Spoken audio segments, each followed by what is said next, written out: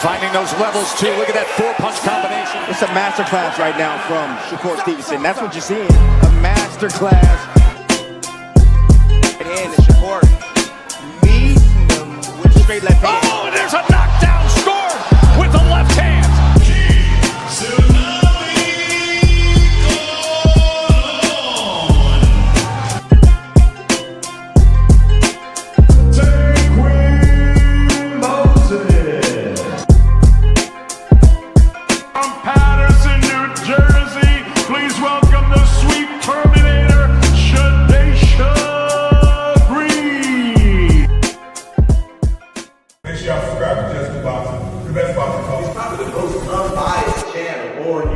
Right now, we're going to give him his just due. Shout out to my brother, Just Due.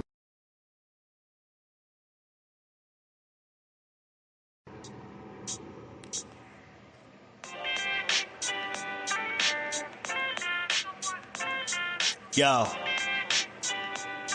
you know the deal. We back again.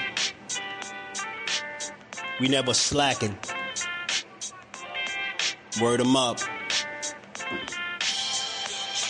Ladies and guys, whether if you drunk or you high, it's time to pay respects to the illest man alive. If you think you got a point, he'll shrink you down to size. And from there it's downhill like a slinky or a slide. Open your eyes, got a deep connection with the rise, so you might see them jump in whenever they go live. Peep it, this channel blowing up now, it's not a secret. With tons of exclusive interviews to listen to.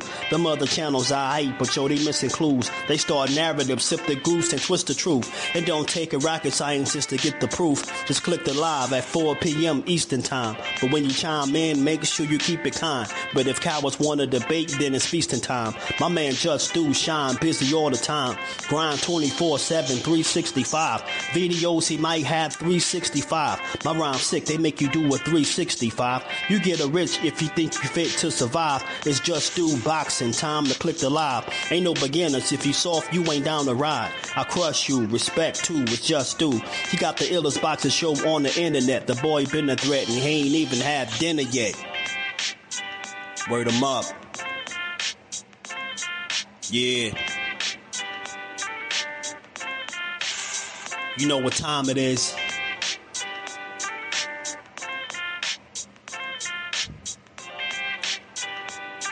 $4 p.m. Eastern. Click the link. Word up.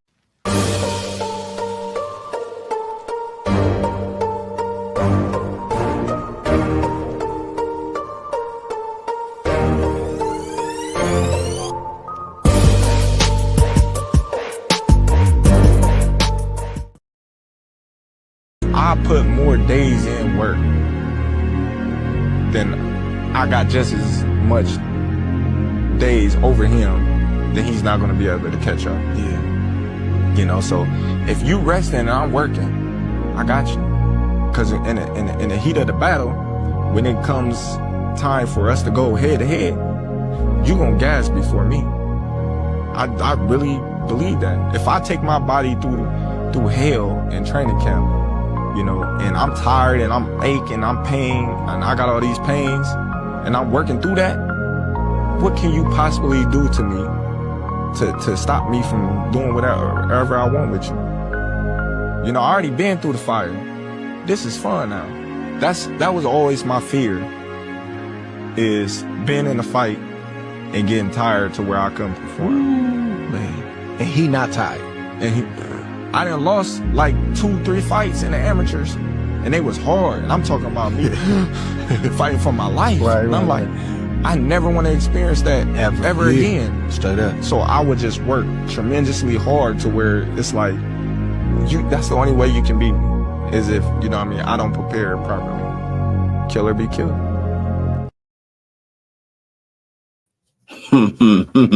What's good? What's good, family? How y'all feeling? We back to build on this boxing and give it his just due how we always do, man. We streaming both vertically and horizontally, so hopefully that fixes the problem that we've been having for the last month. If not, then we just gonna keep doing what we doing, you know.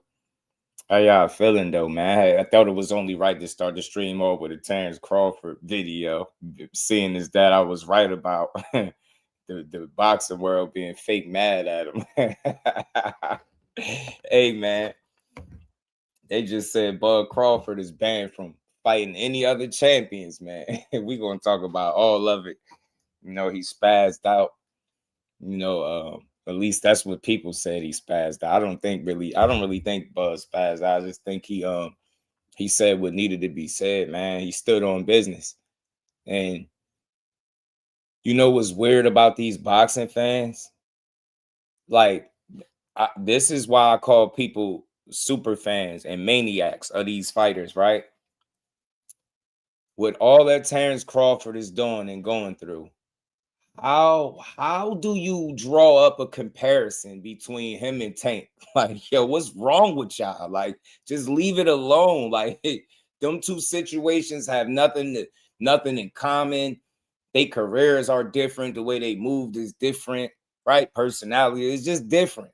Like, you don't have to compare that. That's what a super fan is. Every time it's a fighter that's in the sport that do something great, bro, you got the super, here come the super fans, bro. Here come the super fans. Well, my fighter this and my fight, man, shut up, man. Your fighter nothing, bro. It's only one Bud Crawford. Stop trying to knock him down a peg, man. Y'all mad because he stood on business? Hey, man, he fought for the belts. He been a champion since what? I think 2014, all the way up until now. And he been undisputed in 3 different weight classes, bro. He won. They can have the belts. He won. And then he stood on business at the end. He gave them the big middle finger. How do y'all try to compare him to anything Tank doing? Just let Tank do what he doing. Y'all weird, man. Let him get his situation together, man. But what Bud is doing is I like it. Like I said yesterday, I like it. Y'all, I don't know what y'all mad at. Ain't no reason to be mad. This is a smart move by Bud. Get what I'm saying? Like, and he made it clear. Hey, look, I already paid y'all. This dude think he better than the rest of the sanctioning bodies. He ain't getting no more money from me. That's what standing on business is. Not saying, oh, I'm not fighting for none of the belts. Because that just give you a reason not to fight the contemporaries. Bud didn't do that. He's willing to fight the contemporaries, fight for the belts. And then at the tail end, he said, you know what? Hold this. Hold his middle finger. You ain't getting nothing. So Marie, slap yourself, boy. I love it, man. I love the response from Bud. They bugging, man. I told y'all everybody we're gonna be running around here mad. And I seen the comments. I ain't gotta say no names, man. Y'all know who these weird people be. See the comments like, man, you think Bud Crawford a hero? He's not no hero. Tank did this. Tank did that. I'm like, what? Because he said he wouldn't fight for the belts. That's something that you respect versus the guy that actually fought for the belts. And then at the end, when it was trying to get more money about him, he said, here, keep your belt. What we talking about? It's not even the same shit at all, man. Yeah. Damn. Shout out to 815. What's good, homie? 702. Can you hear me? Yeah, I can hear you. All right, cool. 702 is in the building. Cal, cool it. Blessings, family. What's good with y'all, man? Maximus, what's good? I don't trust. Yeah, I don't know what you talking about right there with the ghetto stuff, man. You bugging. What we talking about, man? JP, Tank back in there. I don't know. I haven't seen no Tank news. I know people. Look, this is what you got to be mindful of with Tank, yo. People be dying for Tank news. The fact that he out of commission, it disrupted people's plans. They planned on talking about him, the Jake Paul fight, to this, to that. That's not happening. You got to be mindful. What people do is they take old moments from when he was in the gym, when maybe him and coach was having a moment or something, and they'll share it, re-upload it like it's real, and they'll dupe the people. So just be mindful of that. I'm not saying that's what it is now, but just be mindful. It definitely goes on. I just seen something like that. They posted a video like way back when he was training for Frank Martin, and they tried to say like he in the gym now training with coach. I'm like, that's an old ass video. I could see it. I could tell. Elijah, what it do? Yeah. 2 cents. What it do, man? BJ, what's good, homie? So it's official, the Virgil and Boots fight? It's now look, there's a couple things going on. Lone Star, what's good with it? Steph, how you feeling, my guy? Shout out to the fan, man. Y'all hit that like button as we roll in, as y'all roll in. Y'all already know, man. Thrill Hill, what's good? So this is what it is. Bozy, I got a little clip. Y'all know I'm the clip king. I keep the clip so y'all can always hear where I get this stuff from. It's a couple things that's making me feel like this fight coming up. One, shout out to L Dub. He already had dropped that, they had a few dates reserved right? They had a few dates reserved for for some fights, and you hearing them possibly fighting Cinco de Mayo weekend and shit like that, and then you see Big Coop, what it do? You see the reports coming out that they looking to possibly be finalizing this shit soon.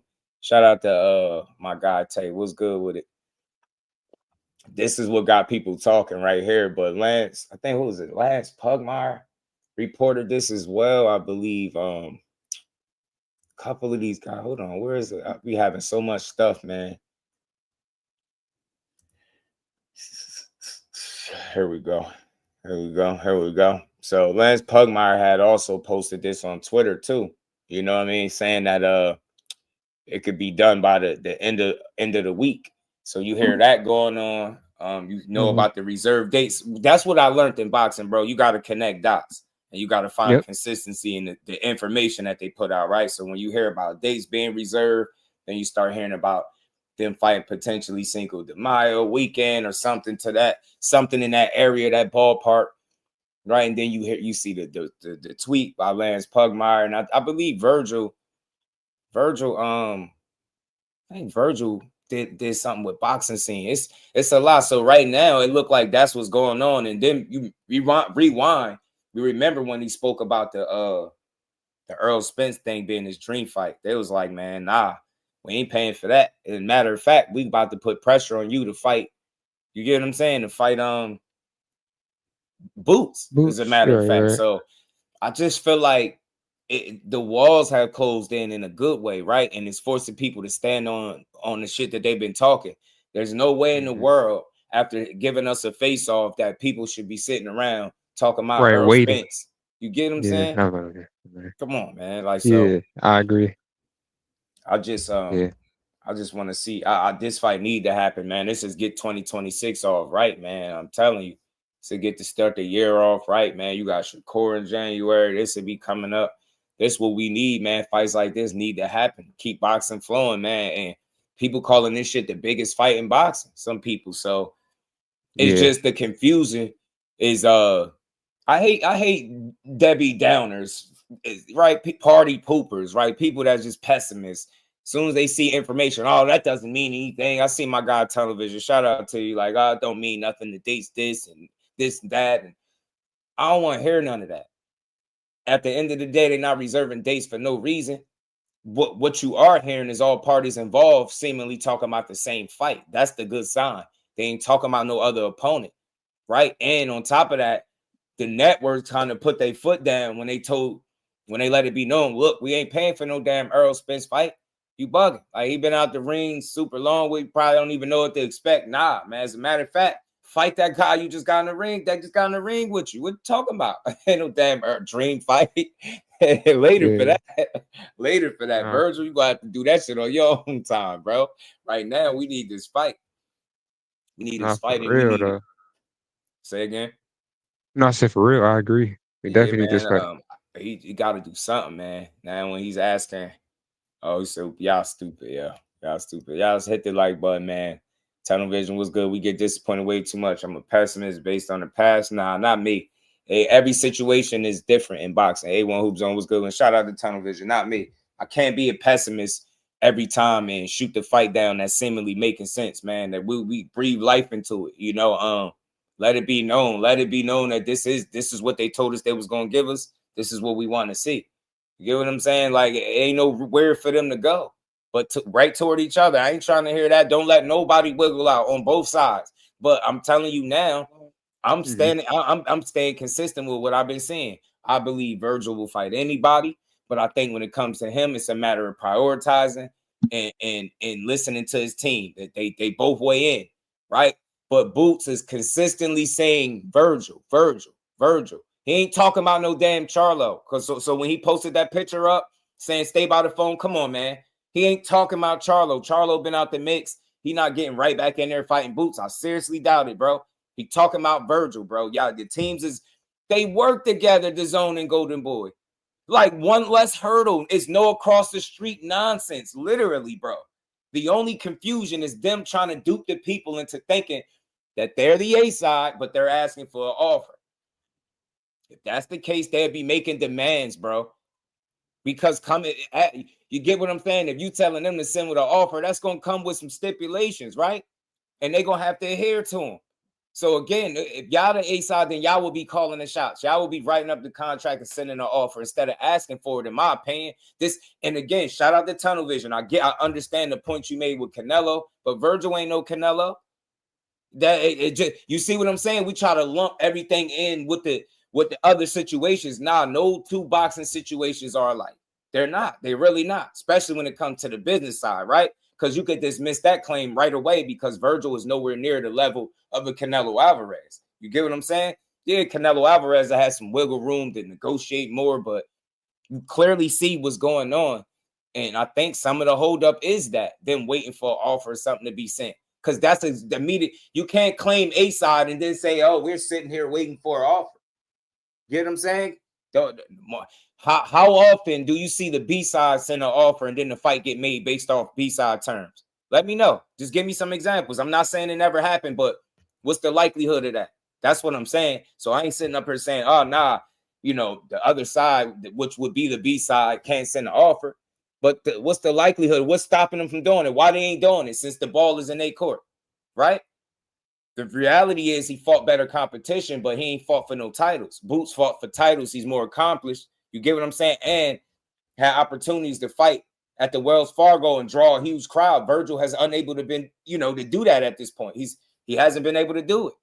So that's where you would know who's the A side and B side. It's not an argument for me. I don't care. Just pay the dudes and get them in the ring, right? But got to consider the business side of it because things like this is the reason fights get held up. You get what I'm saying? So I ain't nowhere to go, man, but toward each other. Y'all literally fought like right apart from each other. Y'all both had real early knockouts. Nobody took no damage. And then you got in the ring. It's like, what else is we doing? You get what I'm saying? Get y'all asses in there. If y'all got other plans, just say that. And I can respect it because y'all saying, you being transparent with the people and you saying, look, we had other plans. You get what I'm saying? And we going in another direction because it is. I know the money side of it, right? If you can make more money, you're gonna go do it. You can make more money, you're gonna go do it. You know what I'm saying? You're gonna go do it. Shout out to Big Dog Willie. Appreciate the love, homie. Say taking maniacs while we have male pattern baldness and facts. You stupid. Big Dog Willie is a fool, bro. And we ain't never got a box again. God. Well. I already been getting these back, but now it's time for you to get your just due. Shout out to the fan, man. Whether you're on it, it don't matter what side you're on. Shout out to y'all, man. Let's keep rocking. Better competition is subjective. I mean, you can always do that. You can do that with anything. But I think it's safe to say that. Right? He fought more the name, the recognizable names, right? You know what I'm saying? The guys on Virgil's resume has more name recognition. You know what I mean? And that's what resonates with the fans. Like I think but it's odd because even though he's been challenged, I believe a bit tougher. You know what I'm saying? Matched up a bit tougher, still ain't fought for no title. So it's like this is the perfect reason to make this fight because they need each other. They've been crying about Virgil Ortiz. Well, shit, they don't have no belt on the line, but I'm willing to bet if you can beat Boots Ennis, you going to book your ticket to a belt at 54. You can beat him. So it's like the sky is up. You get what I'm saying? Y'all need each other. Boots need a name like Virgil, somebody that people respect, that they deem dangerous, like that 50-50 type of fight. And Virgil need the guy that's going to get him that definite title shot. I think beating Boots solidifies that and makes sure that it's no other way they could, they can do you. They can't do you no other way. You got to get a title. You go beat him up, man. You better be in line for a title. So I just need to see the fight. And then we don't need to give these dudes no wiggle room on either side to try to say something else. Nah, but that's what I'm saying. Bozy, Ennis, and them Boots team, Ennis, they've been consistent. They want the same guy.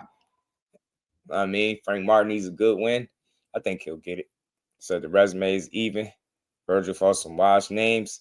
Nah, I don't think their resume is even, bro. I feel you. I'm not arguing with you. I respect where you coming from and how you see it. You know what I mean? You just feel like it's about even. For me, Nah, I think Virgil fought clearly the better competition. Like, think about it. He fought Boachuk, Madrimov, and Erickson Lubin back to back to back. Boots don't have a stretch like that. You get what I'm saying? With guys that's deemed dangerous, right? You know what I mean? That could really get in there and mix it up. So that's back to back. And he got some solid names at 47 right now. This is the thing. Even if they wasn't the very best versions of themselves, Boots still haven't fought those guys. He fought even lesser versions of those guys. And there's no slight to Boots and nothing like that, but I just think Virgil fought a few more recognizable names, obviously. You know what I'm saying? And I think most people realize that. You know what I mean? I do think that's why they was, claiming the BDA side and things, man, because they know he fought some good competition, but he ain't got what's the name? Shout out to Blunt Sports. My dog was good with it. Broly, what up? Yeah, man. Y'all gotta catch up, man. Your boy be covering all that. I covered the Eubank situation with him being in the hospital. I even played the video and all that. I think I did that a couple days ago, though. The resume definitely in Virgil favor for sure. And it's not like leaps and bounds above Boots. It's just considerably better. You know what I'm saying? You know what I mean? He definitely got the edge there. You know what I'm saying? But look, Boots got the edge in accomplishments. They need each other. Get what I'm saying? Yeah, it's all good, bro. I know how I be. Yeah, but I was on it. I covered it. I had made a video about that, like him being denied in the hospital and all that a while back. So y'all gonna be looking out for the more short form videos, man. We back grinding, full speed ahead, man.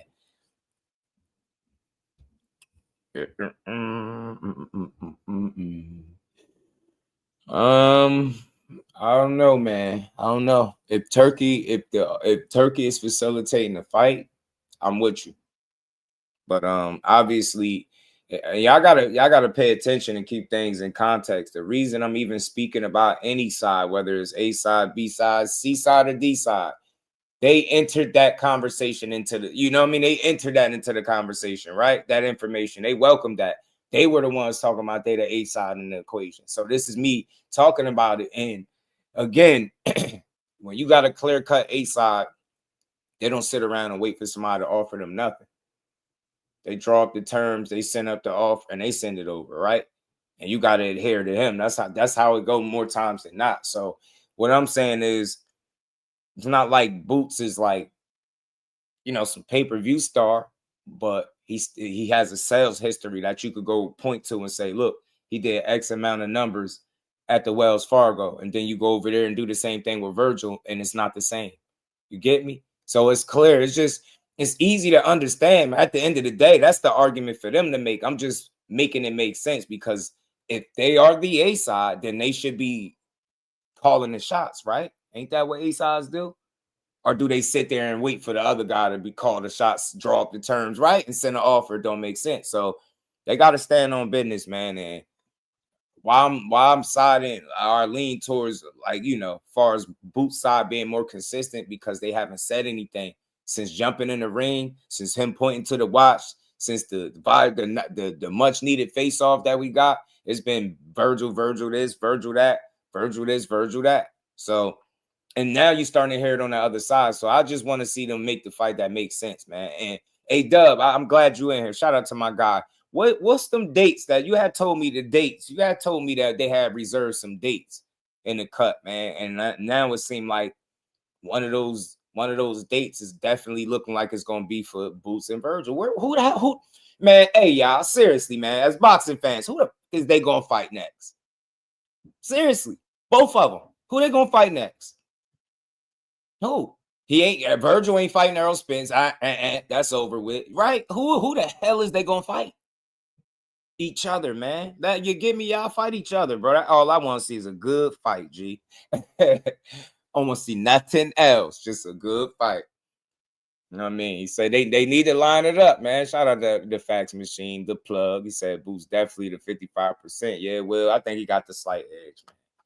Because of that reason, But look, that's just that. That's for them to argue about. Like I said, for me, I just think the stars are aligned from a fight fan perspective. You on the outside looking in, he got his quote unquote tune up that people was complaining about, right? That people was heavily critiquing him about. He got his tune up out the way and he got straight to the smoke. And it ain't nothing better. That's the best option. And it got to the point where people calling this the best fight or the biggest fight in boxing. So I think whenever that's being said, you definitely need to make sure you strike while the iron hot. But I also know that comes with stipulations, roadblocks, and like BS, right? Sometimes. So I just want to see them finally get on the same page and not the back and forth shit, the one-ups that, you know, I do an interview here, then I do one to respond. And it's like, I want y'all to talk to each other and make sure that y'all want to fight. You know what I mean? Get guys on the same page, man. Get guys on the same page. Oscar will fight back. If anyone does, I will hope not, because that's going to suck. Shout out to Stretched Out Boxing. That's going to suck in a major way. You know what I mean? We need to see. You shouldn't get in the way of fights that you said you're going to give to people, right? Say you're going to give people something. Now give it to us. Who did his part? Virgil side. I just feel like his team influencing, I think, him to consider other things. And I don't look at him as a scary guy and none of that. I just think start weighing options, man. But the only option is Boots for me, man. Shit, it's Boots a bust right now. I'll tell WBC to make up a belt like they always do, right? You know what I mean? Yeah, right. They're good at making up belts, right? They do it any other time. Make up a damn belt for somebody to win. It's crazy, man. Crazy. She said February. That's February 21st. Reserved by PBC and Golden Boy in Vegas. Barrios versus Garcia. 328 is reserved by Matchroom and Golden Boy in Vegas. And Virgil versus Boots. 5-2 reserved by Golden Boy and PBC. Zordo and Benavidez. Appreciate you. I told y'all, man, that shit matters, man. Shit matters. They ain't just doing this shit for no reason. And I said, it seemed like the stars are aligning. And I played a little clip from Bozy where he said what he heard, right? How he heard it, right? You know what I mean? He's still something he heard, but this is good. We hearing the right shit. If you hearing this fight is gonna be done, like you hearing people talking about, you know, getting it done this week. And like I said, what was that date that they had posted? Something. Oh, see, but that's what it is. They got it wrong. They got it wrong. He said March 2nd. They got March 28th up there. They got March 28th up there. We ain't talking about that date. I knew it wasn't March because that ain't Cinco de Mayo.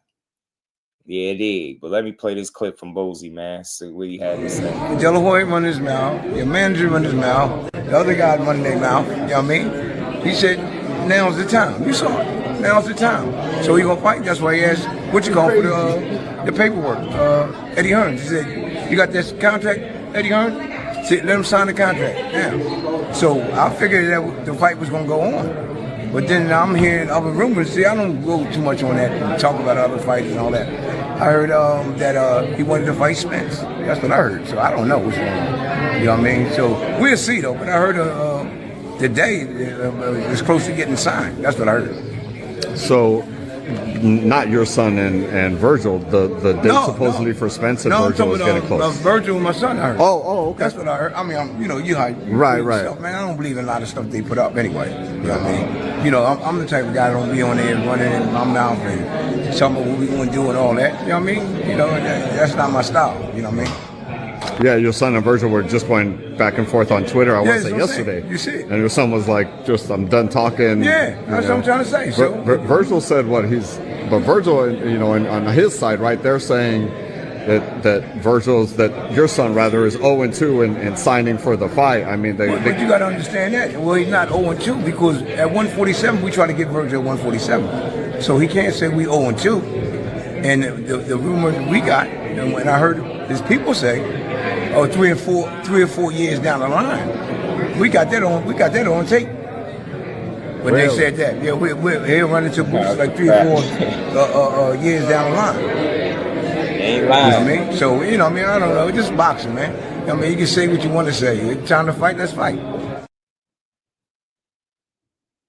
Yeah, man. That's what I'm on, man. When it's time to fight. Shout out to Reef, man. I don't know if I had time. I was thinking about reacting to it, but y'all know he owed me an interview anyway, man. So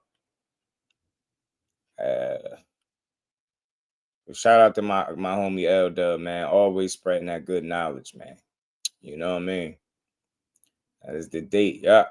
See, that's what I'm saying. So unless negotiations and shit fall apart, then we won't see these fights. But other than that, they plotting to put these fights together, and we need to see. You know what I'm saying? I don't want to hear nothing else.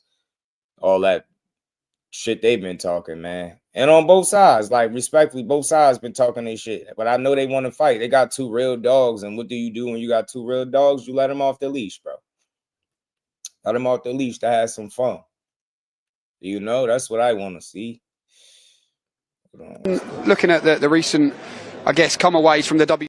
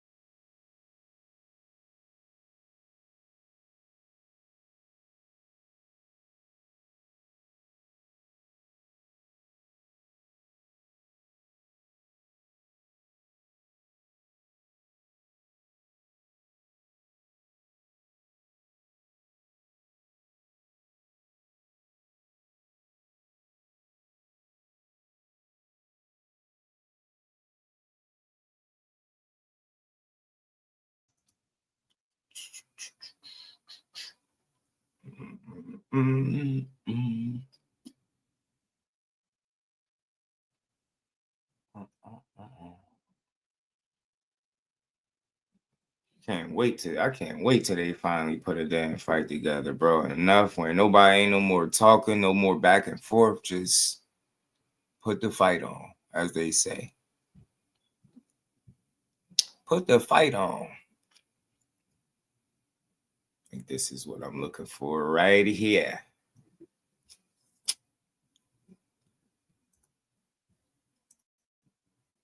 Let's go, man. Let me pull this up.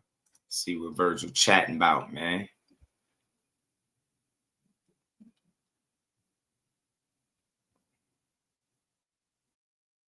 Record, Jane? Yeah, we're already recording. Okay, that's fine. Great. Cool. Thank you. So, Virgil, I know that you've, thank you for joining us. I know you have been participating in the OnlyFans account, which, you know, I think that we who have heard about this on the fringes have heard some stories about what OnlyFans is all about, but it actually is something that you can use to promote yourself as a fighter and interact with your fans, correct? Yes, exactly. You want me to dive into it? Yeah, sure. What do you get out of the experience? What I get out of the experience, you know, so I mean, it's a social media platform. So, you know, if you've used Instagram or Twitter, you know, it's something along the lines of it. It's not exactly the same, but what OnlyFans brings to the table that the other ones don't is that it lets you just interact with the fans directly. You know, and what I mean by that is both feet pics, Virgil. It gives the creator more incentive to want to talk to the fans. You know, of course, you know, we're not going to get to all the fans, but like, I'm going to start over, man. These aren't my usual talking points, you know. Let me start over. Okay. Virgil, I know that with OnlyFans, you've been able to better interact with fans and also, you know, sort of tell your story the way you want it told. What is the best thing about this experience in your mind? Yeah, the best thing about this experience about using OnlyFans, you know, it's another social media platform, but what it brings to the table is, you know, it's truly for the fans, you know. the fans are gonna subscribe to who they want to. It's not a typical social media platform where you can just you know just go on and comment on something. It's truly for the fans. And since they're fans, it kind of gives you a little bit more incentive to actually reply to them, because you know that it's coming from a place of like endearment. And it's just a all around good thing. So it's good for both sides, both parties. Great, great. Is that something that you sort of hold close and dear to your heart? The fact that you can talk to the people, because let's be honest, it seems like I know this is one of the criticisms of boxing in general, is that boxers will fight and then they're gone for 6 months and we don't hear from them again until their next fight. So it's kind of like a year-round opportunity to stay relevant, stay vibrant, and stay connected, right? Yeah, you kind of keep that fire in the fans' hearts alive. You just kind of kindling it the whole time. And, being a fan of myself, of other, musical artists or other athletes, something about being acknowledged, even getting like a simple, like a thumbs up, it's like, oh, yeah, like they noticed me, So just to be able to do something like that, keeping the fans still interested and, keeping the love for you alive, that means everything. For you, I mean, this is especially relevant with your participation because not only are you at the height of your fame and continuing to rise, people can see you in the gym, right? They can see you working out. They can see you maybe even sparring, and then you can talk to them pre and post workout about what you're doing in there as well. Yeah, exactly. You can do a lot of stuff like that, like the sparring, the training, the diet, even, or the runs after. Maybe just boxing pointers, stuff like that. Because there are some fans who are also boxers themselves. Um, just things like that. So people have different reasons for following someone like me. Whether it be the boxing, or maybe eating habits, or just day-to-day habits, like what do I do when I'm not fighting, just stuff like that. So I ain't gonna like I lie, said, it's kicking the good. conversation on with the OnlyFans. I would imagine it's really cool. Bogus work, man, Lance. Out of all this stuff, bro, he could have saved that for last. Too, because as we know in social media, there can be like a lot of crazy conspiracy theories and people floating things as news that may actually not be true. You can actually say like, hey, this is the truth. This is what's going on with me right now as well. Exactly. So we can use the outlet for facts as well. And of course they'll be the first ones to read about it too, so that's another plus. I think it's like I was saying, I think it's really cool because there's so much going on around you right now. I mean, obviously I know in the last 24 hours you've had a lot of online back and forth with Jaron Boots Ennis. Are you enjoying that as well? And how excited are you about where your career stands at this point? Yeah, we had a little back and forth. I mean, it was, the fans were entertained, I'm sure. Just kind of like I said earlier, just kind of making sure the fire is still kindled up and people are still looking. Yeah. I mean, as far as my career is going, it's I'm very happy with it. I'm very content, and I'm excited to see where it's going from here. Do you expect Boots Ennis to be your next fight at this point? I mean, we'll see. It definitely depends on his side more than anything. My manager is working on it. He's been telling me, he's been keeping me updated. I don't really have any news now. I did say on Twitter, this is what my manager told me, that we have not received really anything as far as any speculation, ideas, any interest from that side so far. So I mean, there's really nothing to say right now about it. But yeah. Is that disappointing to you, or do you feel like that's just the way these things play out and you just got to let negotiations play out as they're going to? Well, to be disappointed, you kind of have to expect it, right? I didn't expect it. If anything, that's kind of how I thought it was going to play out. So yeah, there's many great fights for you. I'm out here in Thailand right now at the WBC convention, and I believe your fate is going to be determined here in the next few hours when the WBC has the opportunity to establish you as the mandatory for the WBC champion, Sebastian Fundora. We think that Fundora is going to be fighting Keith Thurman here in early 2026. But given what you've done, I've got to believe that you believe that you should be next in line for a shot at him. Yeah, I believe so, and I would love that fight. I respect Fundora a lot. I think he's done some good things at 154, and I would love the opportunity to share the ring with him. I think the fans would love it. I would love it for sure to get a crack at that WBC belt. And yeah, I mean, you know why I'm here. I just want to prove that I'm the best. Yeah, absolutely. Now, while he's taking a fight, and I think that he's going to be returning to the ring in February. Does that give you a window of opportunity to return to the ring with another fight? And I know that there had been talk that if it's not going to be Boots Ennis, perhaps you could participate in what you've called your dream fight against Errol Spence Jr. in Texas, or wherever it could take place. Is that something that you could see yourself doing? Oh yeah, for sure. If like I said, if the stars align, then me and Boots can definitely do it next. But if that doesn't, the opportunity doesn't come up, then we have options. We could fight Spence. We could hopefully this WBC thing goes well in my favor. We could get this Fundora fight. There's just a lot of different options that we could explore. Yeah, I know the Golden Boys president, Eric Gomez, is out here. I'm sure he's going to be banging the drum for you to be first in line. Is there anything more that you'd like to say to really kind of like defend your case and say like why you deserve that position? I mean, I've defended the interim 2 times already. I think the third. I don't think there should be a third defense. I mean, just go ahead and just go for the full title. I think that's fair enough. Other than that, we'll see. I guess we'll find out in a few hours. How happy were you with your performance in November against Erickson Lubin? I mean, you really went against a fighter who we know is very well respected, and you made this. I'm sorry, but this was a complete romp in the park for you, Virgil.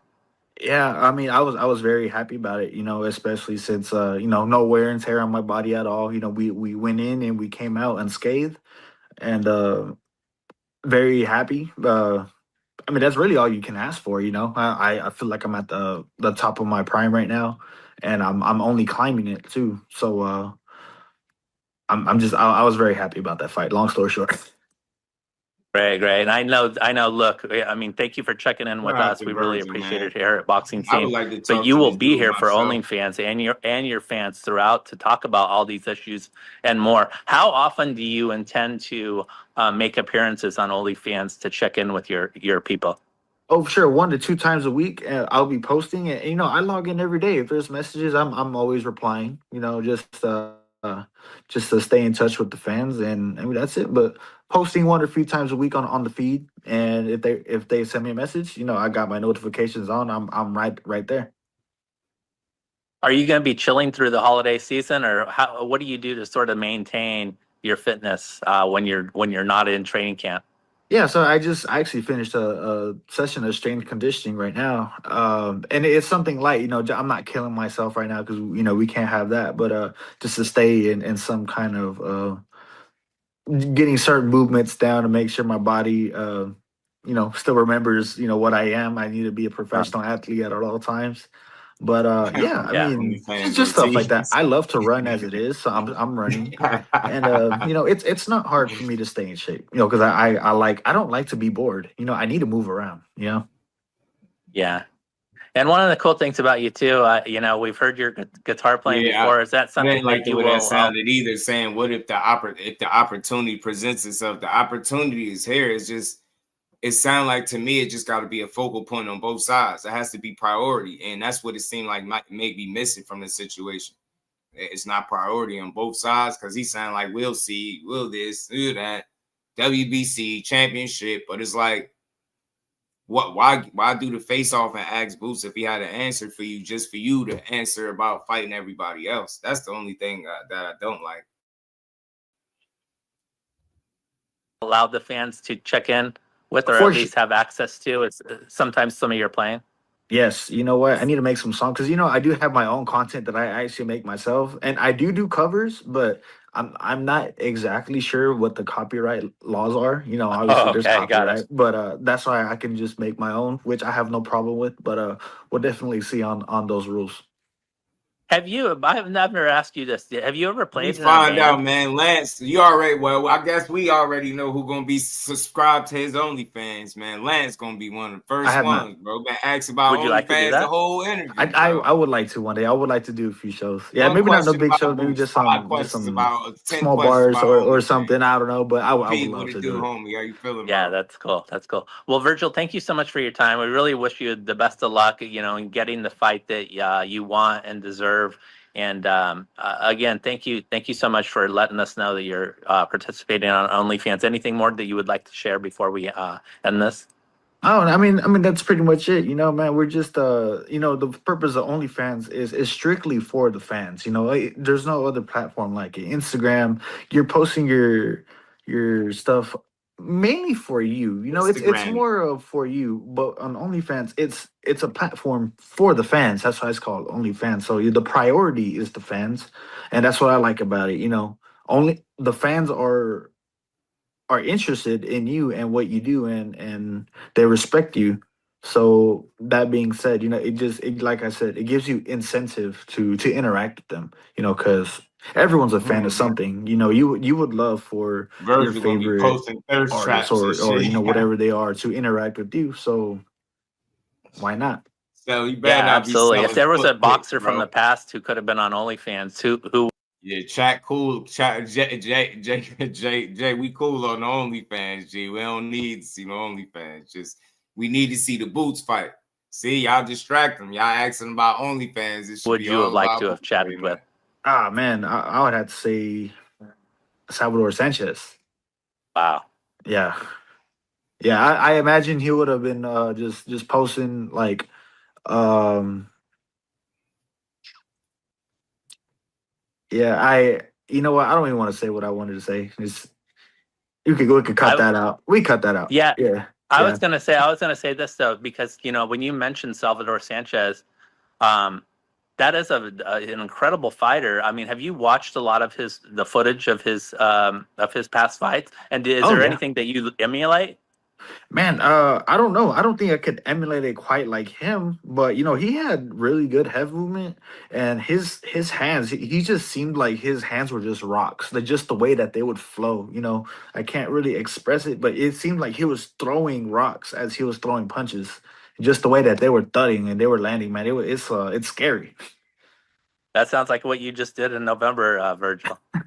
Yeah, man. Well, listen, again, thank you so much for your time. I greatly appreciate it. We'll be checking in soon, and we'll talk to you soon. Thank you so Awesome. much. Talk to you Thank you, man. soon. Thanks, Lance. All right.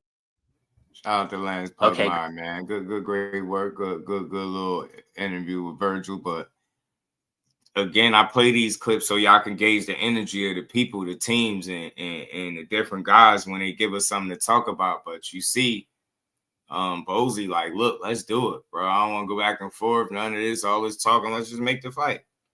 They're very like, I hope it can happen. Maybe if it presents itself, bro. Y'all just gave us a whole face. So what the hell you mean if it presents itself? But at the same token, too, though, just to be fair, Eddie and Hearn and them are the A side, then they need to get on the ball, man, and get that shit going. Because if what they saying is stopping it from happening is the fact that y'all ain't made no offer or nothing, y'all gotta get on that. Gotta get on it. Ellie, the cameraman on the OnlyFans, that's crazy. Elijah, what's good with it, bro? Yeah, man. T.O. gonna get scraped up. Tease, he will make it look mad easy. Shout out the money bag. I think it'll be a competitive fight. It'll be a good fight. But I think it's one Boots really could win. But Virgil, I played the boxing gyms breakdown, man. They broke down guys' strengths, weaknesses, and stuff. It was a really good X's and O's breakdown. But I just think ultimately, like, the creativity of Boots is what's gonna cause the problems, right? The creativity of Boots is gonna cause. Damon, what's good, my guy? How you feeling? I think it's the creativity, man. That might cause the problem, right? His approach, man. He got some ways, man. Versatility, creativity, all that, man. That shit. I think Boots got speed. They both got power. I don't know who the bigger puncher is. Them dudes both hurting shit. They both will knock your head off. You know what I'm saying? If you play with them. And Virgil low key is better offensively than people give him credit for when you watch him. He can do more than people speak of, right? They don't speak on the things that he do enough. Because again, he's one of them dudes that his knockouts overshadow his skill set. But if you really look at him, you'll see even with the Lubin thing. I know it was short, but look how he approached that fight. That was very educated and smart, patient, calculated, picked his shots really well. He created a moment and took it. And man, that the rest was history. And McQueen was good, my guy. Nothing, I had to get up here, throw my cape on. It's all good. VO on the cape. It's all good. Yeah. Virgil's my guy. Mm-hmm. For all you militants out there, yes, I'm cooning. Rooting for the Mexican man. Right. But yeah, man, I think another thing that comes into play too is not saying too much, and then not being able to deliver. Right. As fans, we always skeptical, as you already pointed out. You hear that something is about to take place, and what do people say? I ain't gonna believe that shit till I see both of their asses in the ring anyway. So it's yeah. And that's what tunnel vision. My guy shout out to tunnel vision. He ain't be like, man, I don't care about the dates, care about none of that, man. They gotta get in the ring, man. I ain't even see tunnel vision say that, but I've heard other people say express similar. Yeah, he had said it, and he was talking to me in the comments on like the community link about it, and I was like, okay, I feel you, man. It's always a conversation with me, but I like to be positive and optimistic, man. Especially when it look like the stars is aligning and it's getting to the point where it's enough discussion about this fight and not enough about nothing else. Like y'all over here talking about being made mandatory for a belt. No, man, we ain't trying that shit. Your fate is in your hands, Virg. I just gotta get on the same page, man. And Hearn, like stop dragging ass and make them people an offer and get that fight done for your guy. Just hearing that made me upset with the Bud situation all over again. This man said he done made 2 defenses of the interim title. It's like, if he's not going to be the champion, don't have him holding any variation of the damn WBC belt. Just allow him to be there in that number 1 contender slot. Because more than likely, he's paying for that damn interim belt. Right. You paying to say that you almost a champion. Like, what the hell does that mean? That goddamn money-making Mauricio. You about to start spelling suit in mine with a damn dollar sign instead of an S. $, U, L, however you spell the rest of his damn name. But that's money-making Mauricio. He gonna find a way. He could squeeze a $100 bill out of a damn rock. He gonna squeeze the juice about the lemon. Yep. Yeah, he is. You know what I'm saying? But yeah, man, I just had to talk about that. So shout out to Dub, man, because he came in and dropped those dates. I think it's a good sign that they got a date reserved for that fight. And I feel like I feel good about it. And I feel good because it seemed like it should happen. And if it don't, I think regardless of what misdirection plays either team try to run, it's going to be clear as to why the fight may or may not happen, right, at this point. Because, like I said, consistency is everything, and it's priority for me. Make that fight the priority. Make sure you do everything in your power as a fighter, promoter, your team, everything, right, to get you the fight that they said. Yeah, because, again, you already teased the people with it. Don't try to walk that shit back. So, I believe it's one of the most important fights that can happen. Mm-hmm. I think it's one of the most important fights that can happen. Simply because this would be one of those fights where the matchup is prioritized. Because neither one of these guys are holding a major title. Right. And generally, if the people in the suits could have it their way, they would wait until both of these guys are holding titles, and there would either be unification or undisputed on the line. That way they could try to add more luster to the matchup and try to make a spectacle out of the whole thing. It's for undisputed. It's for unification. It's for this, that, and the third. It's for all the marbles. It's like, nah, this is just a good-ass fight. And then whoever wins will likely move on to bigger and better things. But we need more of that, because then also as fans, we could stop believing that everything has to be championship or bust. And we could just say, nah, we want to see these two guys fight because this guy's a bad dude and that guy's a bad dude. And we want to see how they're going to push each other. Right. Who's going to be able to impose himself on who? That's what we want to see. So I feel like it's one of those things that needs to happen as a cultural shift. And then also with both of these guys being undefeated. So now it's not like a belt is on the line or some super crazy exorbitant amount of money has to be on the line in order for these guys to basically mortgage off their zero or their It's just like, nah, we just gonna get to it because he's a bad dude, we gonna see who's better. Right. And then it would completely just flip the standard on his head. Man, who's gonna strike first? Eric R, what it do, man? So the loser can still become a champion. They're young, they young. They about the same age. Yeah. And the winner gonna go on to do some special things, I think. Bruce Gas, peace, OG. How you feeling? To Eric's point, they both can go on and do some special things. This would really take it back to the old school. I used to watch all those ESPN broadcasts, and you hear Burt Sugar and Teddy Atlas and Joe Tessitore. These guys would always talk about the old timers and how they would say a fighter shouldn't even fight for a championship until they took a loss or two. They used to say that shit, man. Because you had to get that experience. I'm telling you. We look at losses as the end of the world. Now you just learned. You just went through some shit, man. You experienced. You get a chance to bounce back and show what you learned. And a lot of guys that don't give up on themselves, they take losses and bounce back. Guys take losses early, multiple losses early, and bounce back.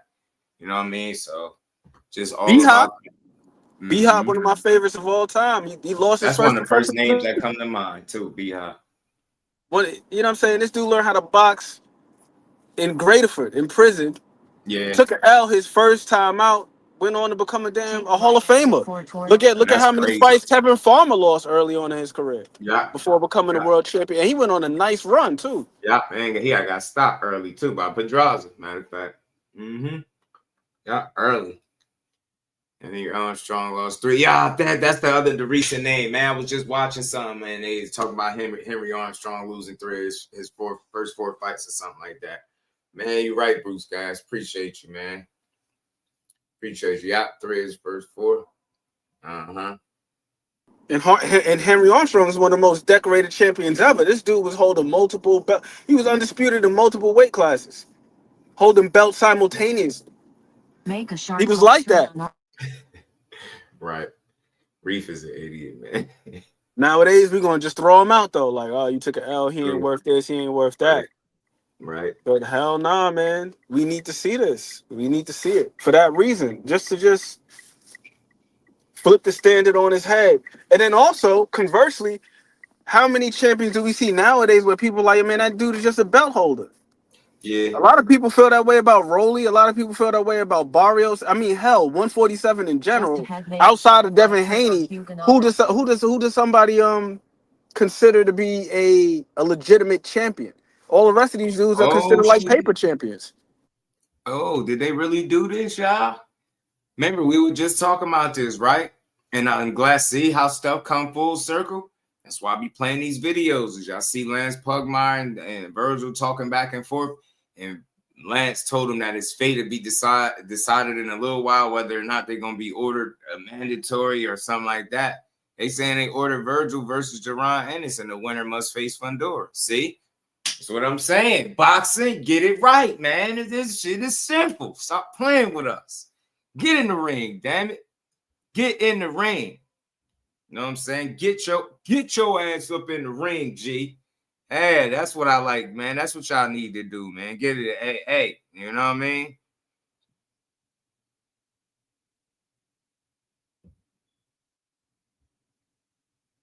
Man, yes, sir.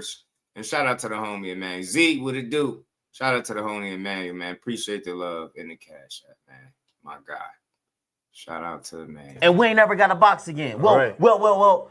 I already been getting these bets, but now it's time for you to get your just do. Let's go. They ordered it. Yeah, man. Because, see, he trying to talk about maybe they can order you to be a mandatory for Sebastian Fundora. Nah, because him and Keith Thurman got shit going on. They got a thing going on. They got to get through that. They got to get through it. And you ain't got nothing to do, Virgil, out here playing. And your team. I like Virgil, though, man. But, yeah, Team Ortiz, man, y'all might as well go ahead and, go ahead and make the fight, man. What if you go out there and sleep, Boots? I see people picking Virgil about that. They like, I got Virgil sleeping, Boots. I'm like, damn, sleeping about? Like, yeah, he get hit too much. I'm like, okay. Virgil gonna get styled on. I'm telling you, Boots gonna be out there performing the next mixtape. Shit happened fast. Yeah, it did. Cause but notice though that that video was from some hours, or was it just yesterday? Right, that video. And I was hearing about that. So that's what he's saying. Maybe that's why he told him his fate to be decided in a little while here. Maybe he'll be the mandatory. That's what he said. But instead, I'm guessing by the look of this video that they ordered Boots and Virgil. Yeah, that's what I'm saying. All this playing around, man. We ain't got time to be playing with y'all no more, bro. Like, with the fans spoken, we done had it with y'all shit. Y'all already ain't give us a Super 6 since the last one. Y'all wilding. Y'all be over-marinating fights. Y'all be bugging. You know what I mean? The pay-per-views out the ass. You know what I mean? Get what I'm saying? 2 Chris Eubank fights. You know what I'm saying? Had the November joint. You got Roach this weekend. I need to relax. Bill's calling for a roll unit. Yeah, I got a couple. We're going to get into that too, though. We're going to talk about that before we do get out of here. We got a few things we're going to touch on, but I just wanted to speak on that briefly. So good. Seem like boxing is getting it right if they order in this fight, but this the only downside to that. Just because they order it don't mean that's what'll happen next, right? You know what I mean? I would hope that would be all the incentive either side need to be like, you know what? Let's just go ahead and get this shit done. You know what I'm saying? Get him out the way, however y'all need to do it. You know what I'm saying? I respect both sides, and they got 2 real fighters, 2 real dogs. That's why we clamoring for it, but I need to see this because this will show me as a fight fan everything I need to know about Boots, this fight, this kind of fight right here. You know what I'm saying? I ain't gonna say everything, but you'll learn a lot. You'll learn a lot from this. You'll learn a lot from this, man. You will learn a lot, man. Billy's calling for, he said, Bill. Oh, yeah. Bill trying to get that big Rolo smoke, man. I got an interview from Bill with Ariel Hawani. And I got one with Eddie Hearn on play too. Yeah, they saying they just ordered it. And I'm guessing this had to be the WBC because I think that's what Lance was saying. Who was that? Tay? Yeah, I think that's what Lance was telling him. He was at the the convention or whatever, and he was saying, man, your fate is gonna be decided in a little bit here. Like, you know what I mean? And that's also probably a hold up, seeing what they was gonna do, what decision they was gonna make. Because if you Virgil, you took enough dangerous fights without a title. So to his defense, I will say that. You know what I'm saying? I will say that to his defense. You know what I mean? He has taken a number of fights that's deemed dangerous, still ain't got to no title. And you fight Boots, you very well could not make it to one. You know what I'm saying? It's a really good time. Yeah, the marination years is over, Thrill. We good on that. You know what I'm saying? We good on it. So I took my gummies. As the news hit. Imagine Boots versus Fundora. That'd be crazy though, Roja. Rolando Roquise versus Debo Dev. WBC trying to get some money, man. They ordered like 15 fights. Yeah. Hey, man, let me find out Crawford done started some shit. Crawford ain't give up that bread, WBC. Like, everybody, you get a fight. Everybody getting fights. We ordering that. Hey, Ant, man, the WBC said, man, hey, we got the recoup, man. Y'all got to get in the ring, bro. Everybody getting fights. We ordering everything. Money making Mauricio, man. WBC, we about that cash. Mm-hmm. We need it. Mm-hmm. Fork it up. Whole time, guys running around here thinking they giving y'all opportunities, man. They trying to get paid. And look, I did read a comment. We're gonna go over that briefly because I'm gonna play the whole. It was a whole video from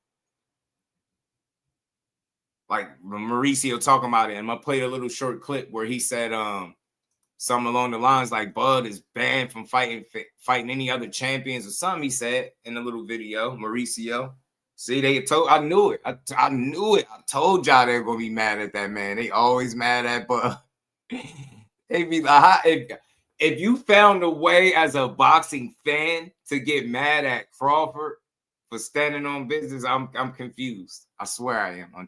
I'm really genuinely confused. Like I don't get it. I gotta play a little clip from Tim Bradley too, because Tim Bradley has something to say about it. There's a storm. Weighed in. I didn't even watch to listen to what he said, but I'm gonna listen to it with y'all though, so it's all good. I gotta get this video from where it's at. Mauricio pissed off. I don't blame him either. Trying to get that extra. He trying to get that little ump up off the top. In the WBC, you could have heard a pin drop in that room today, even though it's so big, when Terence Crawford was stripped of his WBC belt. You made it very clear in there. You guys gave him multiple opportunities, him and his team, to respond to paying what was owed. Hey, Rosa, they not playing, bro. Bud disrupted everything. Now, I didn't think of that until somebody just mentioned it in the chat, but now I'm thinking like, nah, bro, the timing couldn't be crazy. They ordering everything. They're like, yeah, but them checks ain't clear, man. We got the everybody getting there and fight. They like getting there and fight. Everybody, man. Nah, ain't no waiting around for no man to get in there and fight. Everybody got to fight. You know what I'm saying? And Billy, Shiraz, that'd be a good one. Bozy, Whitaker, that's crazy. You know what I'm saying? Herrera, Nunes, Usyk is free to defend versus Wilder. Yeah, I got that little clip too from Wilder. But let's keep going. $300,000 in sanctioning fees. He didn't even respond to you. Can you talk about the difficulty of this decision? Yes, it's very sad. It is very complicated. Very sad. It's very complicated. The title to withdraw recognition. I like Van Damme a little bit. To have to. Sad. It is very complicated. To have to vacate a title to withdraw recognition of a champion hurts very deeply. Terence Crawford has been very successful in the ring. He has been a world champion for 12 or 13 years, multiple times with the WBO in super lightweight. He won the WBC super lightweight. Then he unified and became undisputed in welterweight against WBC champion, who was Spence, in a great fight. He petitioned to fight a final elimination bout in super welterweight against Madrimov and remain champion in welter. The WBC supported him. He did not comply with the rules. Then he moves up to super middle and makes the fight of the century, beats Canelo, makes $50 million or around that. The WBC absolutely is not going to charge 3% of such an amount. We made a very clear 0.6%, which is $300,000, with $225,000 going to the Jose Sulaiman Boxers Fund, which is to help former fighters in need. You got some numbers, right? It is just regrettable. Not even a thank you or I'm sorry, taking a different route. No response. I wish him the best. I'm sorry. But this is not. The WBC is huge, it's great, it's about greatness, and I'm relieved, to tell you the truth. So yeah, you got it over with, and you immediately came back with a solution, which is going to be a fight for the vacant title. Hamza Shiraz against Christian Mbelli, who we just saw on the Canelo Crawford undercard in that great fight against Lester Martinez. And you put Lester Martinez in position to fight the winner. Absolutely. You feel like that's an adequate response? Like this is going to be an entertaining thing for the fight fans? Yes, it's a great fight, and Billy is very entertaining. He comes forward. Hamza Shiraz just had the best fight of his career, knocking out Berlanga dramatically in New York. Yeah. And Lester Martinez had an unbelievable fight with Mbili. He's going to fight the winner. So there's great movement. Whenever Canelo is ready, after his surgery, when he's recovered, he's in the mix. and we have other fighters fighting, so it's going to be great activity in that division. There was a lot of news in this meeting, and obviously I think some of the best news that came out is Eric Gomez saying that the negotiations between Virgil Ortiz and Boots Ennis are very much alive. He thinks it could get finalized as soon as next week. That's a great fight. That's a great fight. This was the extended version of that video. Virgil Ortiz, our WBC interim champion, defending with Ennis, and after what a great knockout with Lubin. So I'm very excited. We have Golden Boy, we have activity in Matchroom, Queensberry, Arena, Taken Promotions, the Mexican promoters, the Canada promoters with Camille Stefan, Eye of the Tiger, Argentina, Japan, Thailand. I mean, this is very exciting. Just a couple other things that came out. David Benavidez, a light heavyweight champion who just defended his belt. He's received your blessing to go up to cruiserweight for a Cinco de Mayo fight against Zurdo Ramirez, which we will all be excited about. And then you announced as well that if Naya Inoue wins his fight in Saudi Arabia in late December, that he'll be fighting Junto Nakatani in May at the Tokyo Dome. What a year 2026. What a year. First they have to fight and win. December 27, one punch can change everything. Inoue is fighting Picasso, Nakatani is fighting a top Mexican. Also, we have Shakur Stevenson moving up his weight, petition to come back after he fights Teofimo. So I'm very excited about the scenario that we have currently in the WBC. I know you may have a soft spot for David Picasso, but I'll right here I'll bet you $300,000 that Naya Inoue wins that fight. Well, it's always nobody gave Buster Douglas a chance. Yeah, thank you so much, Maurice. Nah, he ain't no damn Buster Douglas though, bro, and that's just what it is. Nobody gave Buster Douglas a chance. Shut up, crook.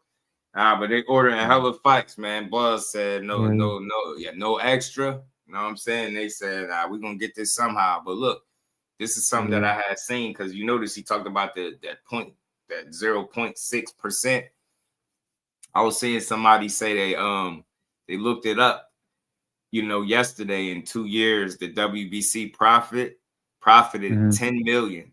And then he said those 2 years only gave 17,600 to 4 retired boxers total. Oh, yes. 0.76. They are using the program as a front to enrich themselves and splurge and pay their own people. And look, I gotta find the clip, but Andre Ward was talking about it too. And that's what he was saying. He was like, he could see if he made it something that you could opt into, right? Then he would be on board with opting into it. But the way they on it, they forcing you to do it. And then they're acting like nobody's ever a crook ain't ever gonna be honest. Ever. Yeah. When have you ever heard a thief? You could catch somebody red-handed and they still argue. I've seen that. I work places and people get caught shoplifting and they really put up an argument after getting caught stealing. It's the wildest thing ever. But no crooks ever are honest. You know what I'm saying? You ever heard of an honest crook? I don't think so. Is it a such thing? Shout out to Boxing Dad. How you feeling, my guy? Cameron Terrell, what it do, man? Reese on the WC ain't going away. Nah, they ain't going nowhere. He said, oh, you ain't give us that money. Everybody getting fights. Ordering cases on all y'all. But just think about that, though. Andre Ward was talking about that, too. Them taking their money, they get rich off their dime. They, going to these lavish hotels and vacations and all of this shit. And y'all don't got to throw a punch. Meanwhile, people being there fighting for their life.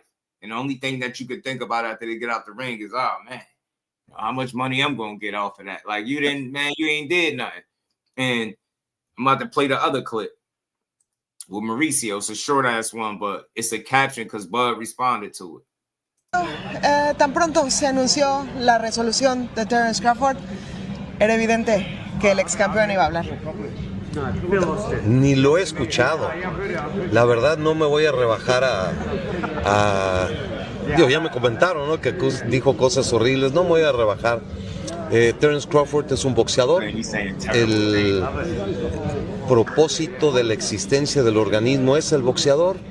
Y que Dios lo bendiga, que tenga mucho éxito. Es un gran peleador. Ha sido campeón mundial de los 4 organismos, ya 12 años. Es la estructura. Y si él toma sus decisiones, ese es su derecho. y lo que él diga es cuestión de lo que él va a decir. No va a encontrar en el Consejo Mundial de Boxeo un rival para pelear, definitivamente no. El Riddick Bowe tiró el cinturón. Sí, siempre, claro. Ryan García lo expulsamos el año pasado, expulsado del organismo, que eso no es común, y él retomó el camino, las recomendaciones y las peticiones que habíamos hecho y ya peleó por el título mundial. ¿Te esperabas? No sé qué he dicho, solamente me han comentado que muy feo, y no me voy a poner a leer. Mira, he recibido miles de mensajes positivos, miles de momentos positivos. ¿Me voy a poner a ver uno negativo? No, hombre.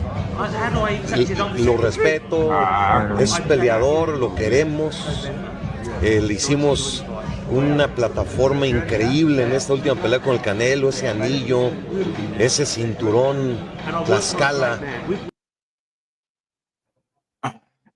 Trying to stop him from fighting any of the other champions is crazy, man. But he already won, man. It's a little bit too late for y'all to try to stop what Bud got going, man. He already done it. And it's sad to see how many people get mad at what he did, but I ain't about to be mad. You seen them numbers, it's disturbing. That shit is way different than what dude's saying. I profit 10 million, y'all help four boxers and under 20,000. And we ain't even got to look at those isolated incidents. Just pay attention to all the stories, all the unfortunate stories around boxing. When does any of this money shit kick in? And how can the fighters that I guess are forced to pay this money, how could they be sure where their money is going? This is what Andre Ward was saying. Come on, man. I think Floyd was saying the same thing. It's too many champions and all this shit.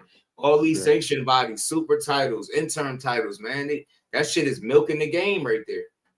And that's what at the end of the day. Y'all got too many ways for y'all to make money off y'all not having to lift a finger. That shit is crazy to me. Hell yeah. Yeah. You can go against the Masters, especially if you ain't the favorite, the media darling, man. They on your ass. I'm loving it, man. Bud having fun. And he responding to shit. He laughing. Told Mauricio slapping something. Mauricio said a lot of negative comments. I'm not gonna lower myself to that. he said it. It's been a lot of good though. It's like this one bad situation, basically, like you ain't gonna focus too much on it. I mean, you taking the high road, which is good, but shit. I mean, what's crazy? The audacity is not gonna be with so much with what he said, but to a degree, because you heard him when he talked about apologizing, but it's gonna be in the actions, right? Yeah, you'll come out and make this shit sound like it ain't really a big deal, and you know what I'm saying? But it's a big deal when you talk about. I ain't never heard nobody downplay 300 grand. Bro, man, that shit sound like he was asking for 300 or something. 3,000. You know what I'm saying? $300,000, we're not gonna take basically we're not even trying to ask for that much, bro. You getting 50 million. What's 300K? You know what I mean? When you get 50 million. That's pretty much what he was saying. But man, that's you speculate. You don't know what I got. Don't know what I got. Mauricio. He seen that Bud video, man. He started ordering fights left and right. See Bud, what Bud said, he ain't paying. He's like, damn, we ain't gonna get it. It was like, plan B. Everybody got to fight. Everybody got to fight. You get a fight. Oh, you thought you was low? Nah, you getting a fight too. Virgil, you thought you was about to be ordered mandatory? Nah, fight boots. And then we got a date already. Shit start working fast. Start working fast after Bud put his foot down there. And what y'all mean he ain't the man? Bud, the face of boxing, y'all got me tripping. Bud, the face of boxing. He done made one of them, right? Everybody getting fights. Let me find out the reason we got Canelo and Bud is because of Bill, and the reason we about to get Virgil and Boots right now is because of Bud. See what I'm saying? That keeps on giving, man. Go ahead, Bud. Do your thing, man. Go ahead. You need more fighters to do shit like this. And I'm not even playing. I'm laughing at it, because the more I'm speaking on it, the more it's really dawning on me that I'm telling you right now, if everybody follows suit, and the people that's in position got behind what he doing, I guarantee you would have forced them to stand on more business and make fights. Because there'd be less money that you get in trying to, you get what I'm saying? Milking these fighters and shit. Nah, make them fights. Make the fights, man. Nah, I love what he did, man, because it really could start something. Whether or not it will, it remains to be seen. It's early, but I love this energy. I like everything he said in response to Mauricio. And you got to know Mauricio, man. You told him, you said, I knew you had Bud effed up when you mentioned the word sorry. When he said that, I was like, yeah. Bud ain't gonna like that. He just told a grown man to tell you sorry. He says you slap yourself.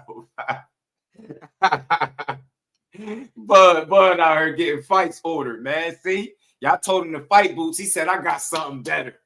I got something better because I got shit I'm doing. He said, look, I ain't gonna pay these sanctioning fees, and then they gonna get y'all the fights. That's what I'm gonna just chalk it up to that. Bud sacrifice for the greater good, man. Y'all bugging and y'all looking at this shit all wrong, man. Mad at him and stuff. And Bud ain't no hero. I seen somebody type that.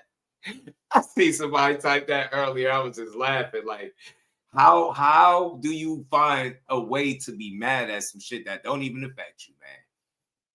Didn't Floyd get stripped by the WBO for not paying sanctioning fees? I'm not sure. I have to look it up. But you're probably right, though. You're probably right. That's funny though, man. WBC was a tool for Turkey to make millions. Maurice got made mad. He said he got mad. He got played at his own game. Hey, man, that's what I think Bud did. He spent his career fighting, a big part of his career fighting for these belts, getting these championships and things like that, defending them. Undisputed, and then he got to the end of the road and say, yes, I'm gonna stick it to all. Yeah, I love it, man. Great job, bud. Great job, man. And all jokes aside, man, we getting fights now because of it. We might be getting fights now because of it. You know what I'm saying? Now, I was joking initially, but now I'm thinking about it, because I don't know. I mean, I ain't saying they ain't never do this. I can remember one time before where it looked like he was ordering mad fights. That's when so I think that's around the time they ordered Shakur, Pitbull, and shit like that. And we were seeing stuff like, all these fights was getting ordered, but they wasn't necessarily happening. But this is a little crazy because the Joshua Bozy, I think he said Ben Whitaker, right? That was crazy. It seemed like they was dragging ass with Boots and Virgil, but now they like, nah, we need to go. We need that and go ahead and get that fight in, man. Go ahead and fight. I want to see it, man, but we'll see what comes of this. But if they ordered it, man, that to me is the best option for you, because I can't even think of somebody else Boots to fight right now or Virgil that you will really want to see. You know what I'm saying? I can't think of it. And real quick, I gotta play this clip from Brian Norman Sr. Shout out to Senior, man, because I seen him getting a lot of flack because of a comment he made in terms of Devin Haney beating Boots. And people like he inconsistent, this and that. But you got to think the way you speak about a guy before you had a chance to coach against him for 12 rounds, it's going to be different, right? Than what you know what I'm saying? Like you experienced 36 minutes of battle with this guy. So I feel like your assessment of him, especially if he beat you and you being a real one, is going to be different than all that other shit you were saying beforehand. So I don't think he being fake or inconsistent. I think he being more so real in a way, because he could just say, we just had an off night. He wasn't really that good. He could go that route, but instead he like, man, with that damn game plan, that type of style, he said he seen him beating Boots. Let me play this real quick, man. I think he'll beat Boots. And you know why I think he'll beat Boots? Because he'll do the same fucking thing. I think he would definitely beat Boots. I thought about that shit that night. I said, this nigga beat Boots. They will come up with a game plan and they will beat Boots. No lie, I'm not saying it's gonna be an ugly fucking fight.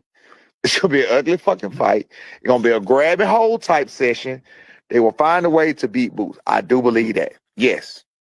I do. I thought about that. I already thought about that. What I is already it? thought about that. Huh? What is it? Because Styles made fights. Like I said, he's gonna grab him and hold him. He's gonna sneak a shot, steal a shot. He gonna find a way to fucking do that. He gonna find a way to try to steal some shit or whatever else.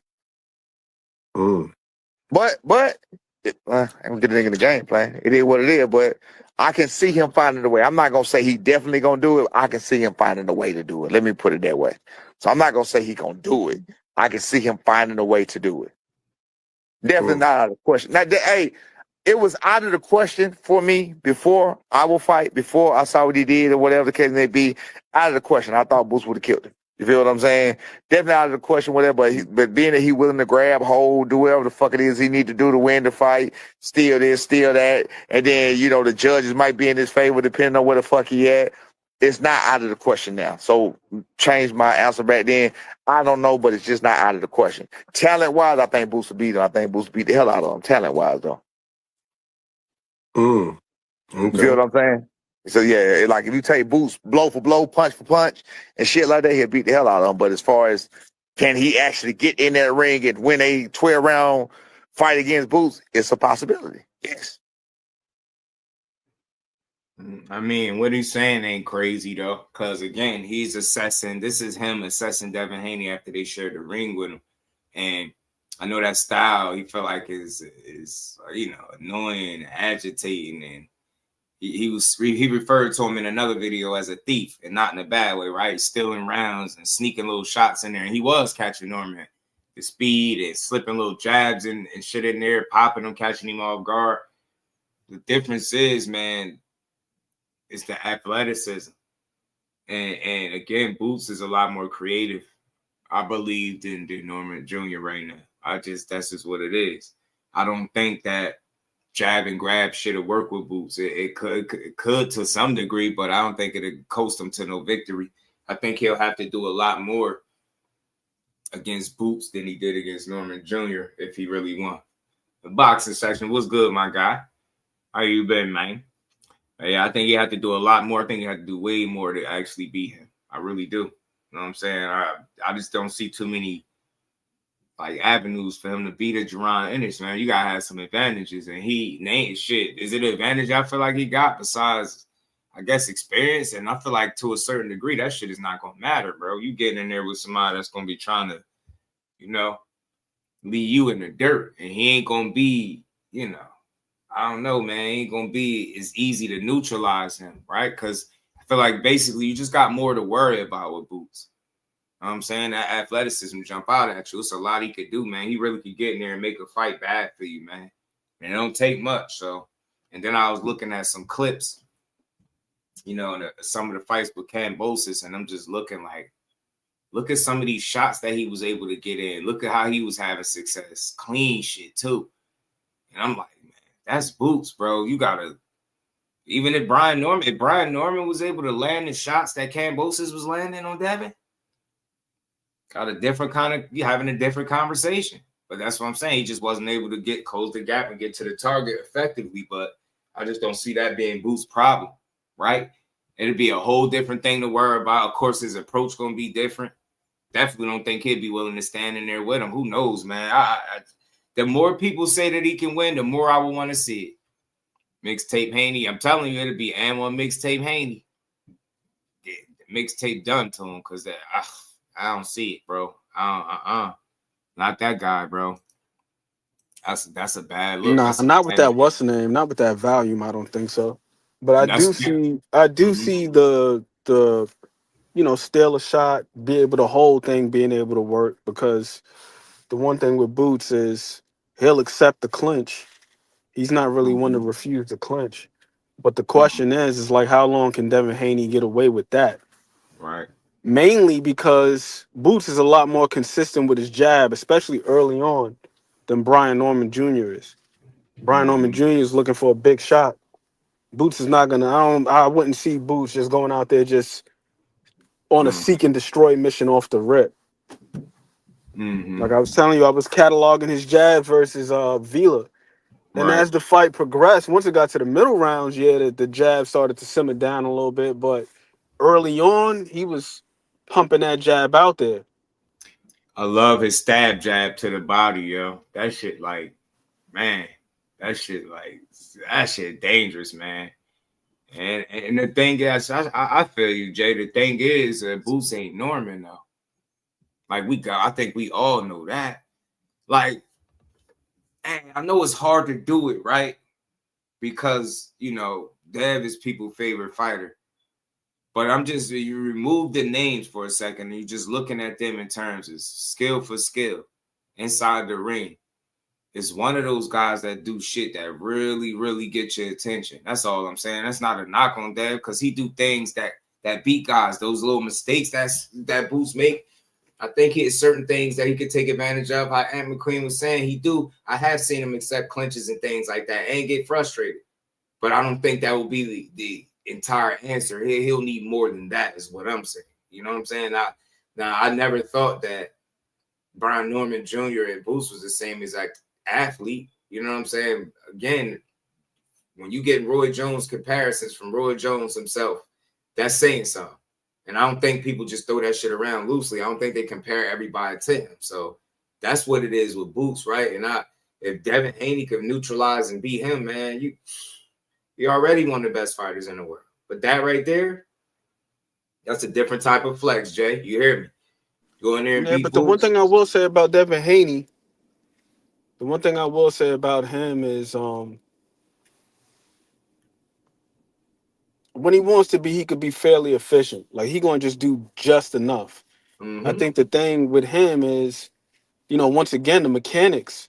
The same looks that were present in all of these other fights, there was not no brand new Devin Haney. I think that, hell, just look at the punch stats. There were several rounds where in the B. Norman fight where Devin was only throwing about 25 punches in the whole damn round.